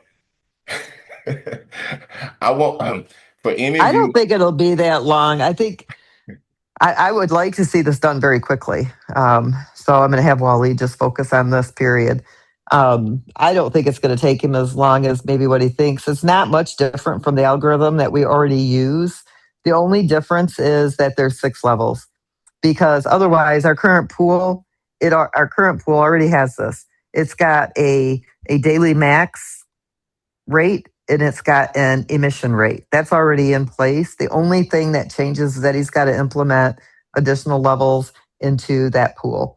All my other figures and stuff, that doesn't play into him. This is all me and algorithms and numbers and making sure that everything, is working right and is doing what it's supposed to do for the mining pool. He doesn't have to concern himself with any of these other spreadsheets that I use to get my algorithm. All he has to do is do that contract. He's laughing right now. All he has to do. If he's on this call, I know he's laughing, he's shaking his he's head. not here tonight, so you could. Oh, that's so good. I've been I'm so looking glad for he'd him. have a He's heart not attack here. right now. It's so Yeah. necessary. And Yeah. yeah, and for the record, for all of the MoveQuest community that is liking this, and where this could potentially go, Lynette, I'm going to take credit for helping spark the idea. You did. Yes. Thank you. You know And for what, those Herschel? that And I don't would have like forgot it, to for say those that that, don't but he like it, did I it. had nothing to do with it. So Are you going to tell them no, I'm not. how? I'm not. I'm not. I'm not. I'm not. I'm not. I'm not. So let's Actually, see. Herschel did give me the idea for this because we were sitting at the table even before, because on the levels, um, it was kind of funny, but because I had been thinking, because we'd been talking the night before we were sitting at the dining room table. So I'd already been thinking about this, but then I'm going to tell him. He's down there telling us how we can do these exercises, these squats exercises, right? That's what they're doing. Well, I decided I have to go to the bathroom. I got to pee. And I came back out and I said, I figured out how I'm going to do it. He's like, you just figured out? Yeah. Went to the bathroom to pee. I come out and I figured out how to do that. That little timeout for a second. I'm like, we're going to do it in levels, not separate pools. Nobody can undock. Nobody has to dock or undock. It's going to be in the same pool, 6 levels. And then the ground zero or whatever we're going to do, the that'll be before level 1, the level 0 probably. That would be the hatchery pool. So that's kind of like the gate that opens. You can submit on that hatchery pool, or you can just choose the path and go right over from 1 to 6. But yep, I had to take a potty break and then it hit me. Just that little few seconds of quiet time. And I come out and I told him, I figured it out. This is what we're going to do. And he's like, in there? You just figured that out? I'm like, yeah. And It's amazing what quiet time will do for you. and ironically, when you say potty in the chat says, if we mine in pool 4, would we receive pools 1, 2, 3 as well? I see it says 1 through 4. You have to submit pool 1, 2, 3, and 4. You can't jump from 1 to 4. There'll be a progression. You have to submit in level 1 to be able to get access to level 2, to get access to level 3. You won't be able to pick 1 through 6. You got to start at 1 and move your way up. Just as a message of simplification, especially for those of you who are out there and in the trenches and sharing the concept of MoveQuest, just to keep it simple for those people who are, deciding to mine with a full dock or a full set of 18 units, just submitting in pool number 1 is only going to cost somebody $6 a month. $6 a month. That's what Yep. 18 cents works out to. So you can literally mine at this project and work your way up and figure out the system, gain a strategy in terms of maxing out your healthy physical activity and talk about all the like the ground floor concepts of MoveQuest and minimize their mindset with a $6 a month game plan and work their way up. And the next level of submitting in pool number two will only be 54 cents, which really works out to be about $15 a month. So you can even say, hey, listen, if your budget holds, the ability to do $15 a month, just mine in pool one, pool two, and figure out a strategy and how you one day will be able to mine in all six pools. But if you can do pool number one, two, and three, that's just over $30 a month. That's $1 a day. And that dollar a day Mhm. mindset, that dollar a day type psychology is a great place to give somebody as a target. And again, that's just some basic, simple move to mind to earn style language to help people keep things simple with regards to MoveQuest because it really is that simple. Move and receive value. It takes a little work to set up and teach them how to mine in pool number one as a minimum, pool number one and two. Is a great starting point. $15 a month, most people can handle that. And $30 a month, $1 a day for pools one, two, and three, giving them the vision for four, five, and six one day. It's a great plan that Lynette has designed. So just a message to help the people on grounds, in the trenches who are sharing the concept of MoveQuest to keep it simple because simplicity is our best friend. It's the greatest tool that we have to achieving the expansion that we're looking to have. And I want to just see absolutely. something here on the fees. Let's say it doesn't drop it a whole lot. If they only were mining with 9, it's 32. That would be what, 9 cents? 9 cents. Let's see, what is it for the dock? All miners 9. 9 cents for the dock. 27 cents. So it's 63 cents a week. It's only 9 cents a day if they're only mining with 9 on any level. 18 is the benefit, but it does drop it down once if you're at 9, it drops it down to, kind of a decent amount. It takes $400 off the yearly if you're mining all 6 pools. Nine But docs, 18, nine cents. 9, That's 9, $2.70 a month. yeah. Um, That would only, then you look at a future market value of $1.98. But even at a Navigator, after costs, if you mined all 6 levels after your costs, you're still in profit, almost $4,500 over a year. If you let the market value get to $198, you're not in profit because the ecosystem itself will drive it up if the selling pressure is down, would drive it up to $18.96. Okay, that's what the ecosystem can do. That's the stable market value that the ecosystem can support at that level. Where it gets this high is because people, you're coming in, you're minting, trailblazers, you got the dock slots, that would drive that market value up. But if there is not new growth, the community growing in size, then that's what the ecosystem is comfortable doing. So still at a Navigator, at a Phantom, and at a Trailblazer, you're still not in profit yet at this market value. That's mining with 9. But if you are mining with all of it, you are in profit mode. Everybody is in profit mode at that level. And that's after your costs. So it really does benefit you to do the full 18 miners and get the average mining power in the MoveQuest that you get for that, and you're in profit. I mean, even a Titan, if it only goes to the $38 that the ecosystem can support, you're still at almost $16,000 a year just from mining your tokens while we're waiting for it to get there. And when you look at that number versus this, which is only 10,000 active users in the ecosystem, and this is at 4,500. See, right now we're at 1,500. Let me show you what the ecosystem would support. It would still support the 3816 with just 1,500 people mining with 18 miners. If you're mining with 9, the 1,500 users, mining with 9 docks, the ecosystem can support 1896. With all 18, the ecosystem can support, it would drive the market value. It won't drive the market value up for sellers. That's what people have to understand. It will not drive it up for the sellers. It will drive it up when the selling pressure decreases. And so if people are mindful of that, if you're mining $7,100 with a Vanguard, $5,000 with Explorers, $2,800 with the Trailblazer or the Phantoms. Now you have to understand, people may say, well, why would I want to mint the Trailblazers? Trailblazers are an NFT digital asset.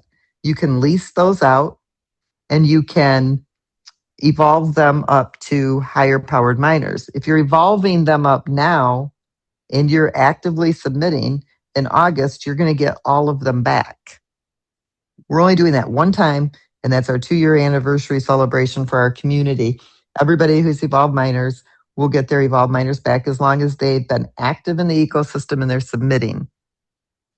And we're going to get started on that date here shortly, just so people are aware of it, of what that requires to get those back. Now, that's why, it is beneficial, even if you are starting with the Trailblazers. We gave them out for free for a long time, just when you were unlocking your doc slot. So a lot of people didn't even pay for those Trailblazers. So they'll come in beneficial to you too when you increase your mining power by evolving, or they'll come, if you keep them just to lease them out. But honestly, you guys, if you're sitting on Trailblazers and you want to evolve, knowing you're going to get them back, I would evolve them so you can get them back. Because that will happen on August 1st and it will never happen again, ever. That will never, ever happen where those come back to you. But we want to make sure we have enough in circulation for you guys to lease them out so that you can benefit from the leasing. So we're going to do that for those that are here and inactive. And if you haven't been active, you want to get active so that you can get those as well. Yeah, to me, that's pretty good. There's nothing, I think that this is going to make it a lot easier for people. You can pick and choose what level, how many levels. Yes, the MoveQuest is lower. If you can't, if you don't like the submission fee and you don't want to undock your miners. See, when you have to undock your miners, you lose mining power, right? You already know that. Right. So I wanted people to not have to do that so that you can maintain your mining power and pick your level of where you're comfortable at spending on that proof of physical activity. We never want MoveQuest to be like a hardship on people. It's supposed to be fun. And so now you can pick what level based on what you can afford, and people that can afford to submit the higher fees can mine in the higher levels as well. It's the best way to do it and keep it fair, where people can pick and choose their level of comfort, where they're comfortable at, and try to get more of that MoveQuest out into circulation, especially to you holders. Those of you that are holding it, this is what you're here for, right? This is why you get started in the early stages of a project, because that's when you get the most of your tokens in a protocol like this. Like when you were mining Bitcoin and there was 7,200 a day, if those blocks, were solved, if you solved the algorithm, sometimes it wasn't 50 a block, sometimes it was a few hundred a block. It just depended, on that given day of who was mining at Bitcoin years ago.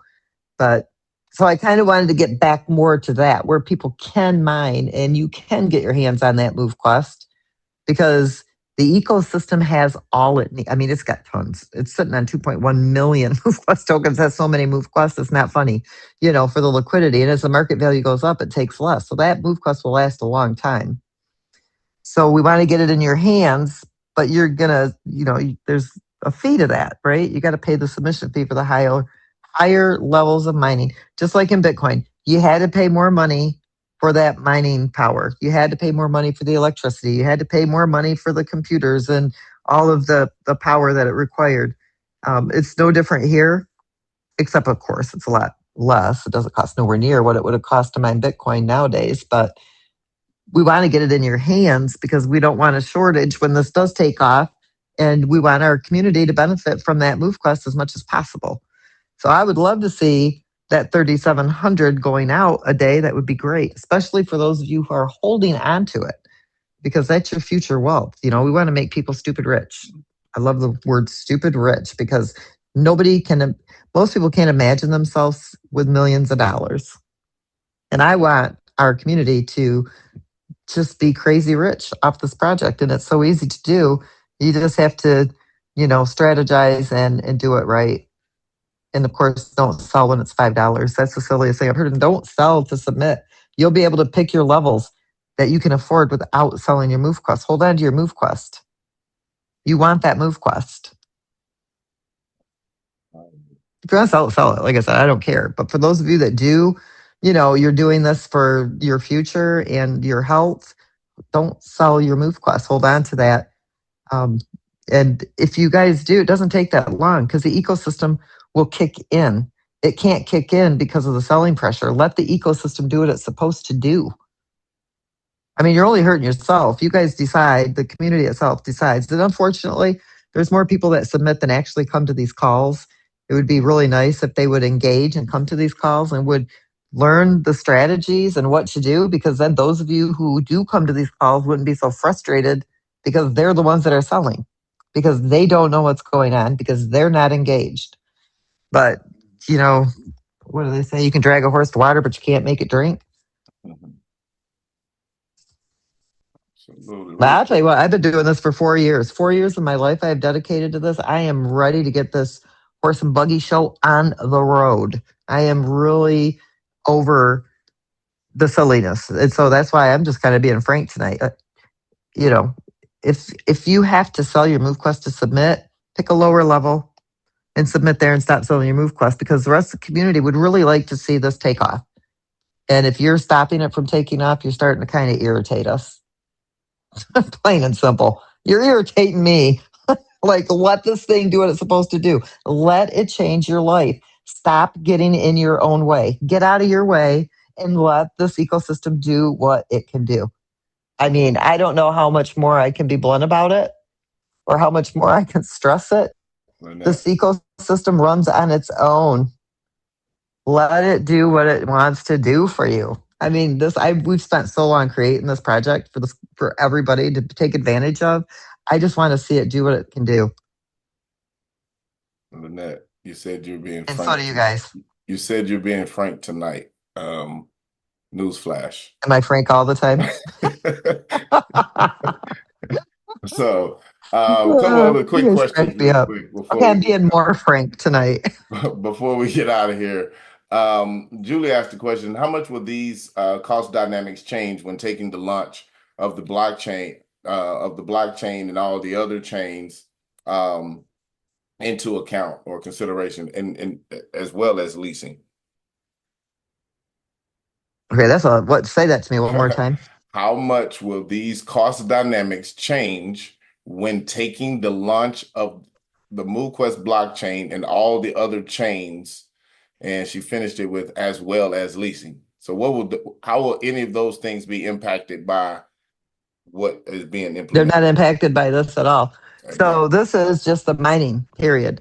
And all we've done, the mining itself has not changed, okay? Every single day, 3,600 of these tokens can go out, even now in the algorithm.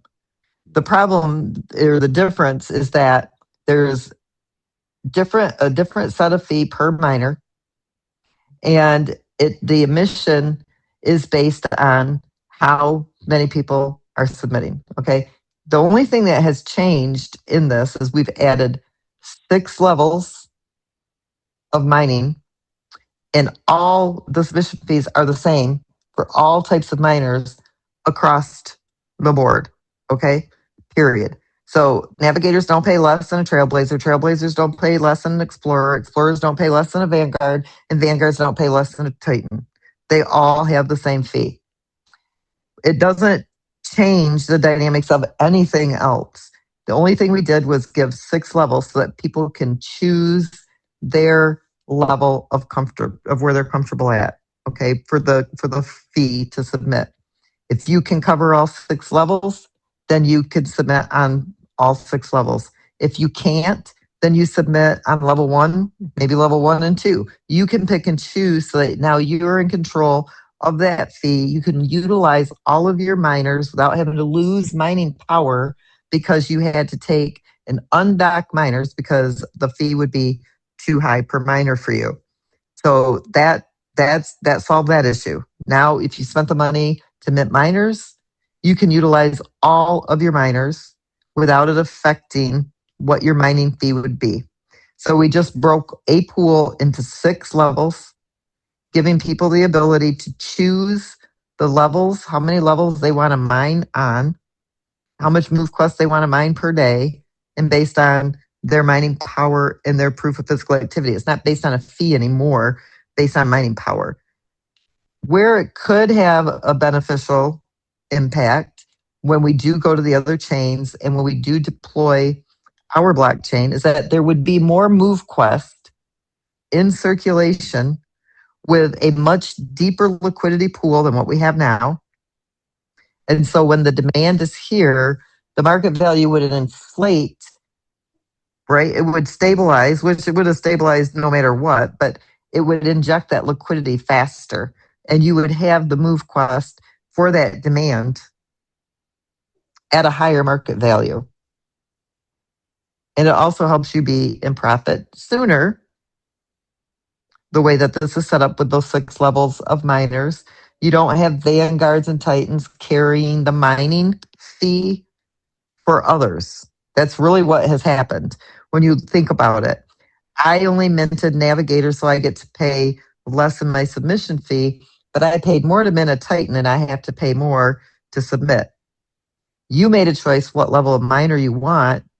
Titans paid more to have those miners outside of the ones that we gave away during that one little promotion. Those were all paid for.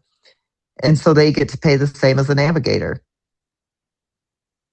But by doing this, it leveled out the fees. It made it affordable to everybody, no matter what level you have to mine at. Some will go all the way up to 6, some will not. It'll be a person's choice, but it's not going to have an impact on anything else. The only thing it's going to impact is the actual person who's mining. People that want to mine more and can afford to will be able to mine more. And people who want to mine but can't afford to mine at a higher level can still mine and can still, be in profit. Not at the same level as a Titan, obviously, but then the Titans aren't carrying the pool for the other miners either. I mean, yes, they always have mined more MoveQuests, but now it's just leveled out across the whole board. If that makes sense. Hopefully I'm making sense to people. Like when I'm in my numbers and I'm running math and all that, it all makes sense to me because I can see it, as it all plays out. Right. But it leveled it out so that it was better for everybody. It benefits navigators, it benefits the Titans, it benefits everybody. It makes it easier for people to be able to mine at those levels. That's my personal, I guess that's the best way for me to explain it, which is what I was trying to achieve by this. I wanted more people to be able to mine, even if they had to mine less, but still be able to mine and still be able to take advantage without having to undock your miners that you've paid for so that you can afford your submission fee. Got it. Real quick. Okay. Will Q chips still be earned to match? Let me tell you real quick. Yes, they will. But I also want to tell you too, another reason for the levels like this was so you guys, I pay attention and listen. Last people talk to me too. Gaming the system, right? That's some people call it gaming, some people call it strategizing. But when you're strategizing to take advantage of a system, that's the difference, right? So that's what I had to get rid of too, because I've heard people say, well, we'll have maybe we'll only mine like two miners for the hatchery pool, and then we'll mine with 18 or we'll mine with 9 for the others or whatever. I'm like, okay, how do you stop them from doing that too? Because you're manipulating, what you're doing is you're manipulating the system. And that's the other reason for doing it like this. All levels in one pool, you can't undock. So whatever you submit with in the hatchery pool, you can only submit with in the other 6 levels. You can't undock your miners. It won't let you until you're done submitting. When you're finished submitting, that's it. At the end of that day, if you want to undock miners and change them out, you can. But if you haven't, so you won't. That will get rid of that manipulation. So if you are going to only submit with 2 miners on level 0, You can only mine with 2 miners on level 1 through 6. You can't switch them, you can't change them, you can't nothing. Whatever you submitted with in that first pool is what you have to submit with on the rest of the pool. So that gets rid of that too. So that's a benefit to the community too, because you don't have people gaming the system in that way. There's really great ways to strategize to your benefit without manipulating the system, which has an impact on the community. Got it. And yes, on Q chips, those will still go out. So if you're mining in all 6 levels, it's a match. Wow. Okay. Okay. And Maggie says, so it would, just to be clear, so it would be a good idea to stack the Phantom on top of your miners, you know, or whatever it is that you currently have to get Yep. just that extra mining power from the Yeah, because that gives you, yeah, because you're mining with 18 and you're using 9 Phantoms, that's giving you an extra 900 volts of mining power. Right. And the submission fee is about the same. Doesn't change. It's the same. That doesn't change. Exactly. Exactly. Oh, I said that out loud. So whether you're mining with 18 or 27, it's still the fee per dot. Right, right, right. Okay. So if you're adding the 9 Phantoms, it won't cost you more. I got a feeling some Phantoms getting added here in a minute. I do believe. Let me see. There was another one here. We're empowering the community. That's what we're doing.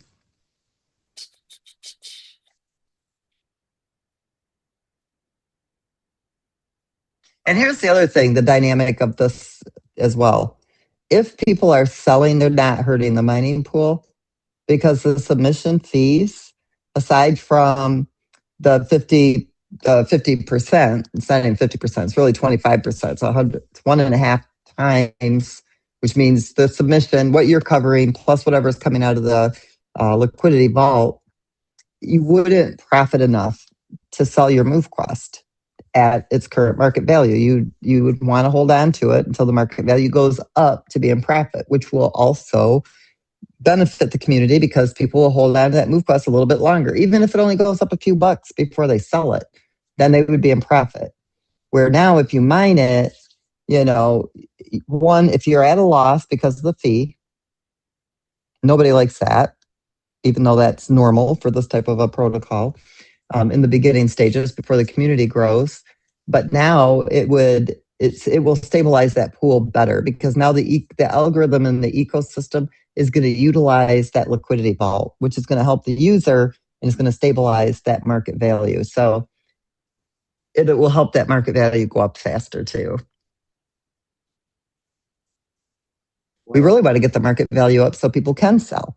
And you want to get the liquidity pool, you know, depth in there as well, so that when they do sell, it doesn't really have an effect on the market value and the liquidity pool stays stable. When the selling pressure decreases, it'll pump in a bunch of liquidity again. But it will not drive up the market value, like I said, for sellers, because that's not what the ecosystem is about. It's about stabilizing a market value that the ecosystem can support through the continuity of the engagement in the ecosystem. And so that's what this whole thing, it does. Nothing's changed except the fee and the 6 levels. Otherwise, the dynamics are the exact same. That's why I don't think it's going to take Waleed that long, because the actual contract itself and how it operates is the exact same. It's just that there's, instead of just the one mining level that it currently has, it has that level plus 6 more. Gotcha. So no official date. It's active, but it's something that you are pushing. Oh no, it'll be done Sooner versus later. It was supposed to be done today, but I haven't given him this yet because with the show and everything, I can't get in. I was working on the spreadsheet when we were in Utah, but I have to have quiet and I have to be able to focus for hours. Right. So he will get this tomorrow. At the most, it will take 1 week, if not less. So it will 100% be done in 7 days or less. We already know this because he already knows. I haven't really changed how the contract operates. I've just added 6 levels into that pool. is what I've done, and broken down the emission. So we basically have to go in and adjust the emission rates and the distribution, or the max rates and the distribution rates. And then he has to add the additional levels of pools into that. So I really don't think it's going to be, because the logic itself hasn't changed, just the dynamics has changed. So I don't think it's going to be that difficult to create this contract. I think it will. It's more about, once we finish it, then we have to get it validated through Apple and Android. That'll take 2 to 3 days. And then, so, I mean, it's a 2 to 3 day job probably. And then waiting on Apple and Android to validate it so that we can publish it, and then we're off to it. So it won't be a long process. Gotcha. There was one here. The mirrored miners, does that, but that won't have any impact on these changes either, right? That just gives us the ability to mine on those other chains, correct? Or what impact might that have? It won't have one. Okay. Because really nothing's changed, like I said, except we added 6 levels. And then instead of it being different fees for the type of miner, it's the same fee, all miners. That's all that's changing. And yes, but the actual dynamics of that pool has not changed. Yes, We just broken it into 6 levels. exactly. And Christy asked a question, just again for clarification: are the pool submissions different to the submissions required for the hatchery or what have you? So I know that she mentioned earlier that we're showing levels 1 through 6. The ground zero, I haven't have a name. Yeah, I haven't finished that yet. But it's probably just be level 0. Yeah. Honestly. Or maybe we'll call it level H for hatchery or whatever. But I haven't finished that yet. I had to finish the levels first before I could get back and finish the hatchery. And it's not going to be anything crazy. It's not going to be high or whatever, but it is a hatchery submission unless I'm still working on this, and I'm going to work on it some more tonight. The reason I left it off, I'm trying to not have to have it at all, and just use, the existing pool level 0. But I have to make sure that all the math works right before I do that, and what the impact would be long term. So I still have a little bit more work to do on the figures, but we're getting close. But I don't see it being more than what level 0 would be on a fee. And it could be less than that. It just depends. I have to, like I said, I have some more math to do, but I'm almost done with that. So I'm doing my best to keep it as low as possible, for people, and making it as fair as possible based on what the ecosystem has already drawn in and absorbed, which is a lot.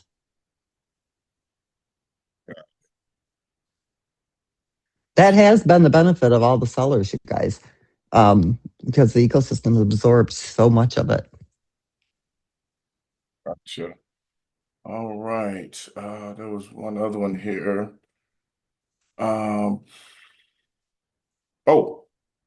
With the 6 different, this is from, I believe it was Randy, or John, one of the two. With the 6 different hatcheries and 6 different, I'm not hatchery, pools, the 6 different pools, will there be a separate claim fee, or would it all go into so here's one the thing. pool? It's one pool. It's not 6 different pools. It's the same pool with 6 levels. Gotcha. And you'll only claim once. Perfect. So it's a pool with 6 levels, 1 claim. Perfect. All right, and we'll round it out with this one. This one was a little bit different subject, but you was talking earlier about cell pressure and so forth. And Becky asked, would we be able to sell peer-to-peer? If we had the ability to sell peer-to-peer, would that help the selling pressure? And is there a safe way that something like that could be implemented inside our ecosystem so that people could still sell if they needed to? But people can sell. I mean, no, I'm not going to put that inside the ecosystem. I don't want the headache of that. that is a whole different dynamic because now you have to have a middleman, which, yeah, that's the smart contract. But I mean, I could talk to Waleed and see what would happen. We've got so many other things to do. I mean, if people want to sell, sell. You know what I mean? Our protocol is getting so heavy now.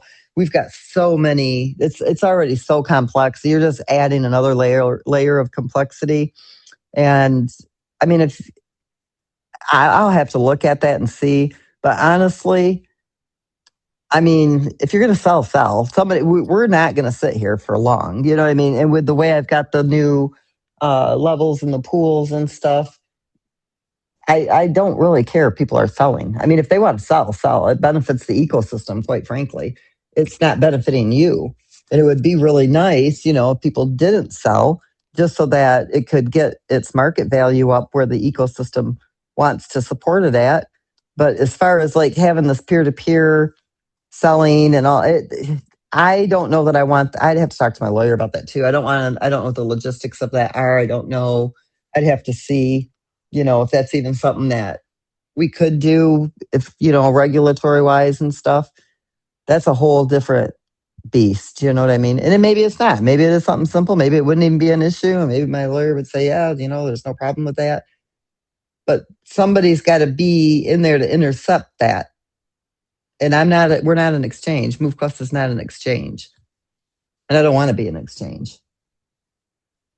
I mean, if people want to sell, go sell it.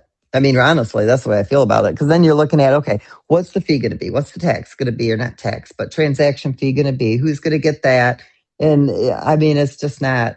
That's what the DEXs are there for. The exchanges are there for. I'm sorry, not DEX, but I don't know. I'd have to see. I know maybe I'm sounding kind of like frustrated with it, but it's just like one more thing to try to put together for the community, and I don't really want to do that personally.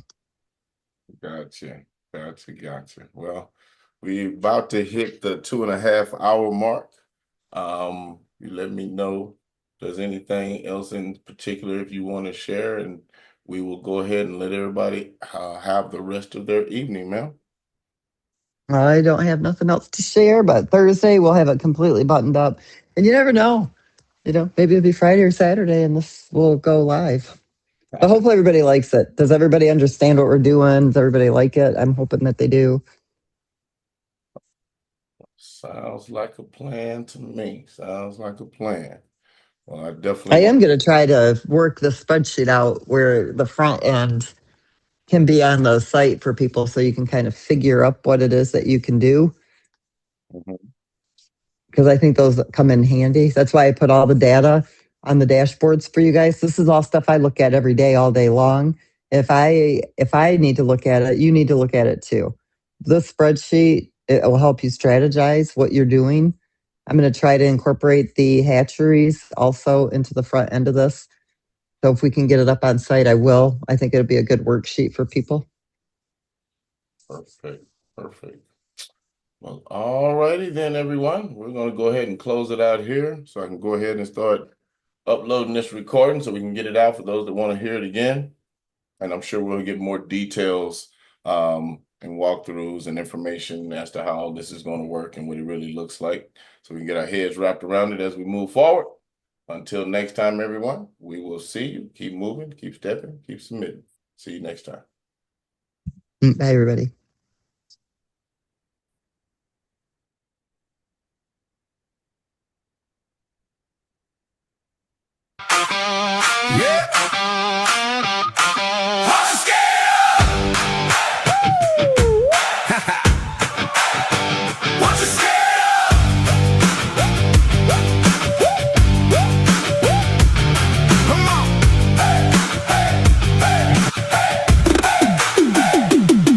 What you scared of? A little sweat, a couple steps, you ain't dead yet. What you scared of? Them tennis shoes, that front door, or bad news. Got a couch, got your name on it. Got a remote and you're hanging on it. Got excuses stacked floor to ceiling, but deep down you know what you're feeling. Tick-tock clock keeps spinning, life ain't waiting for your permission. What you scared of? Move your feet. What you waiting for? Hit the street.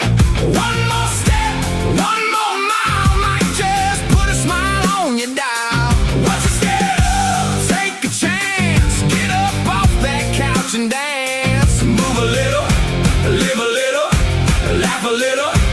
Come on now.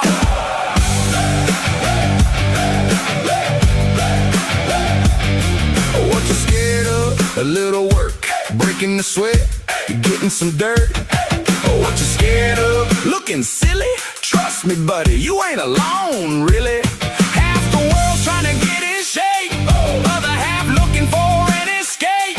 Everybody's got some mountain to climb, might as well start one step at a time. What you scared of? Move your feet. What you waiting for? Hit the street. One more step, one more mile, might just put a smile on your dial. What you scared of? Take a chance, get up off that couch and dance. Move a little, live a little, laugh a little. Come on now. Hey, hey. Hey, hey.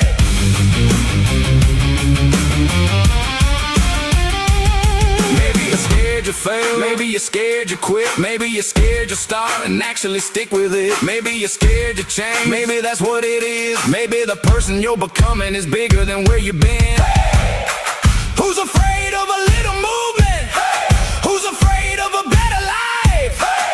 Who's afraid of feeling stronger? Not me, not tonight. What you scared of? Move your feet. What you waiting for? Hit the street.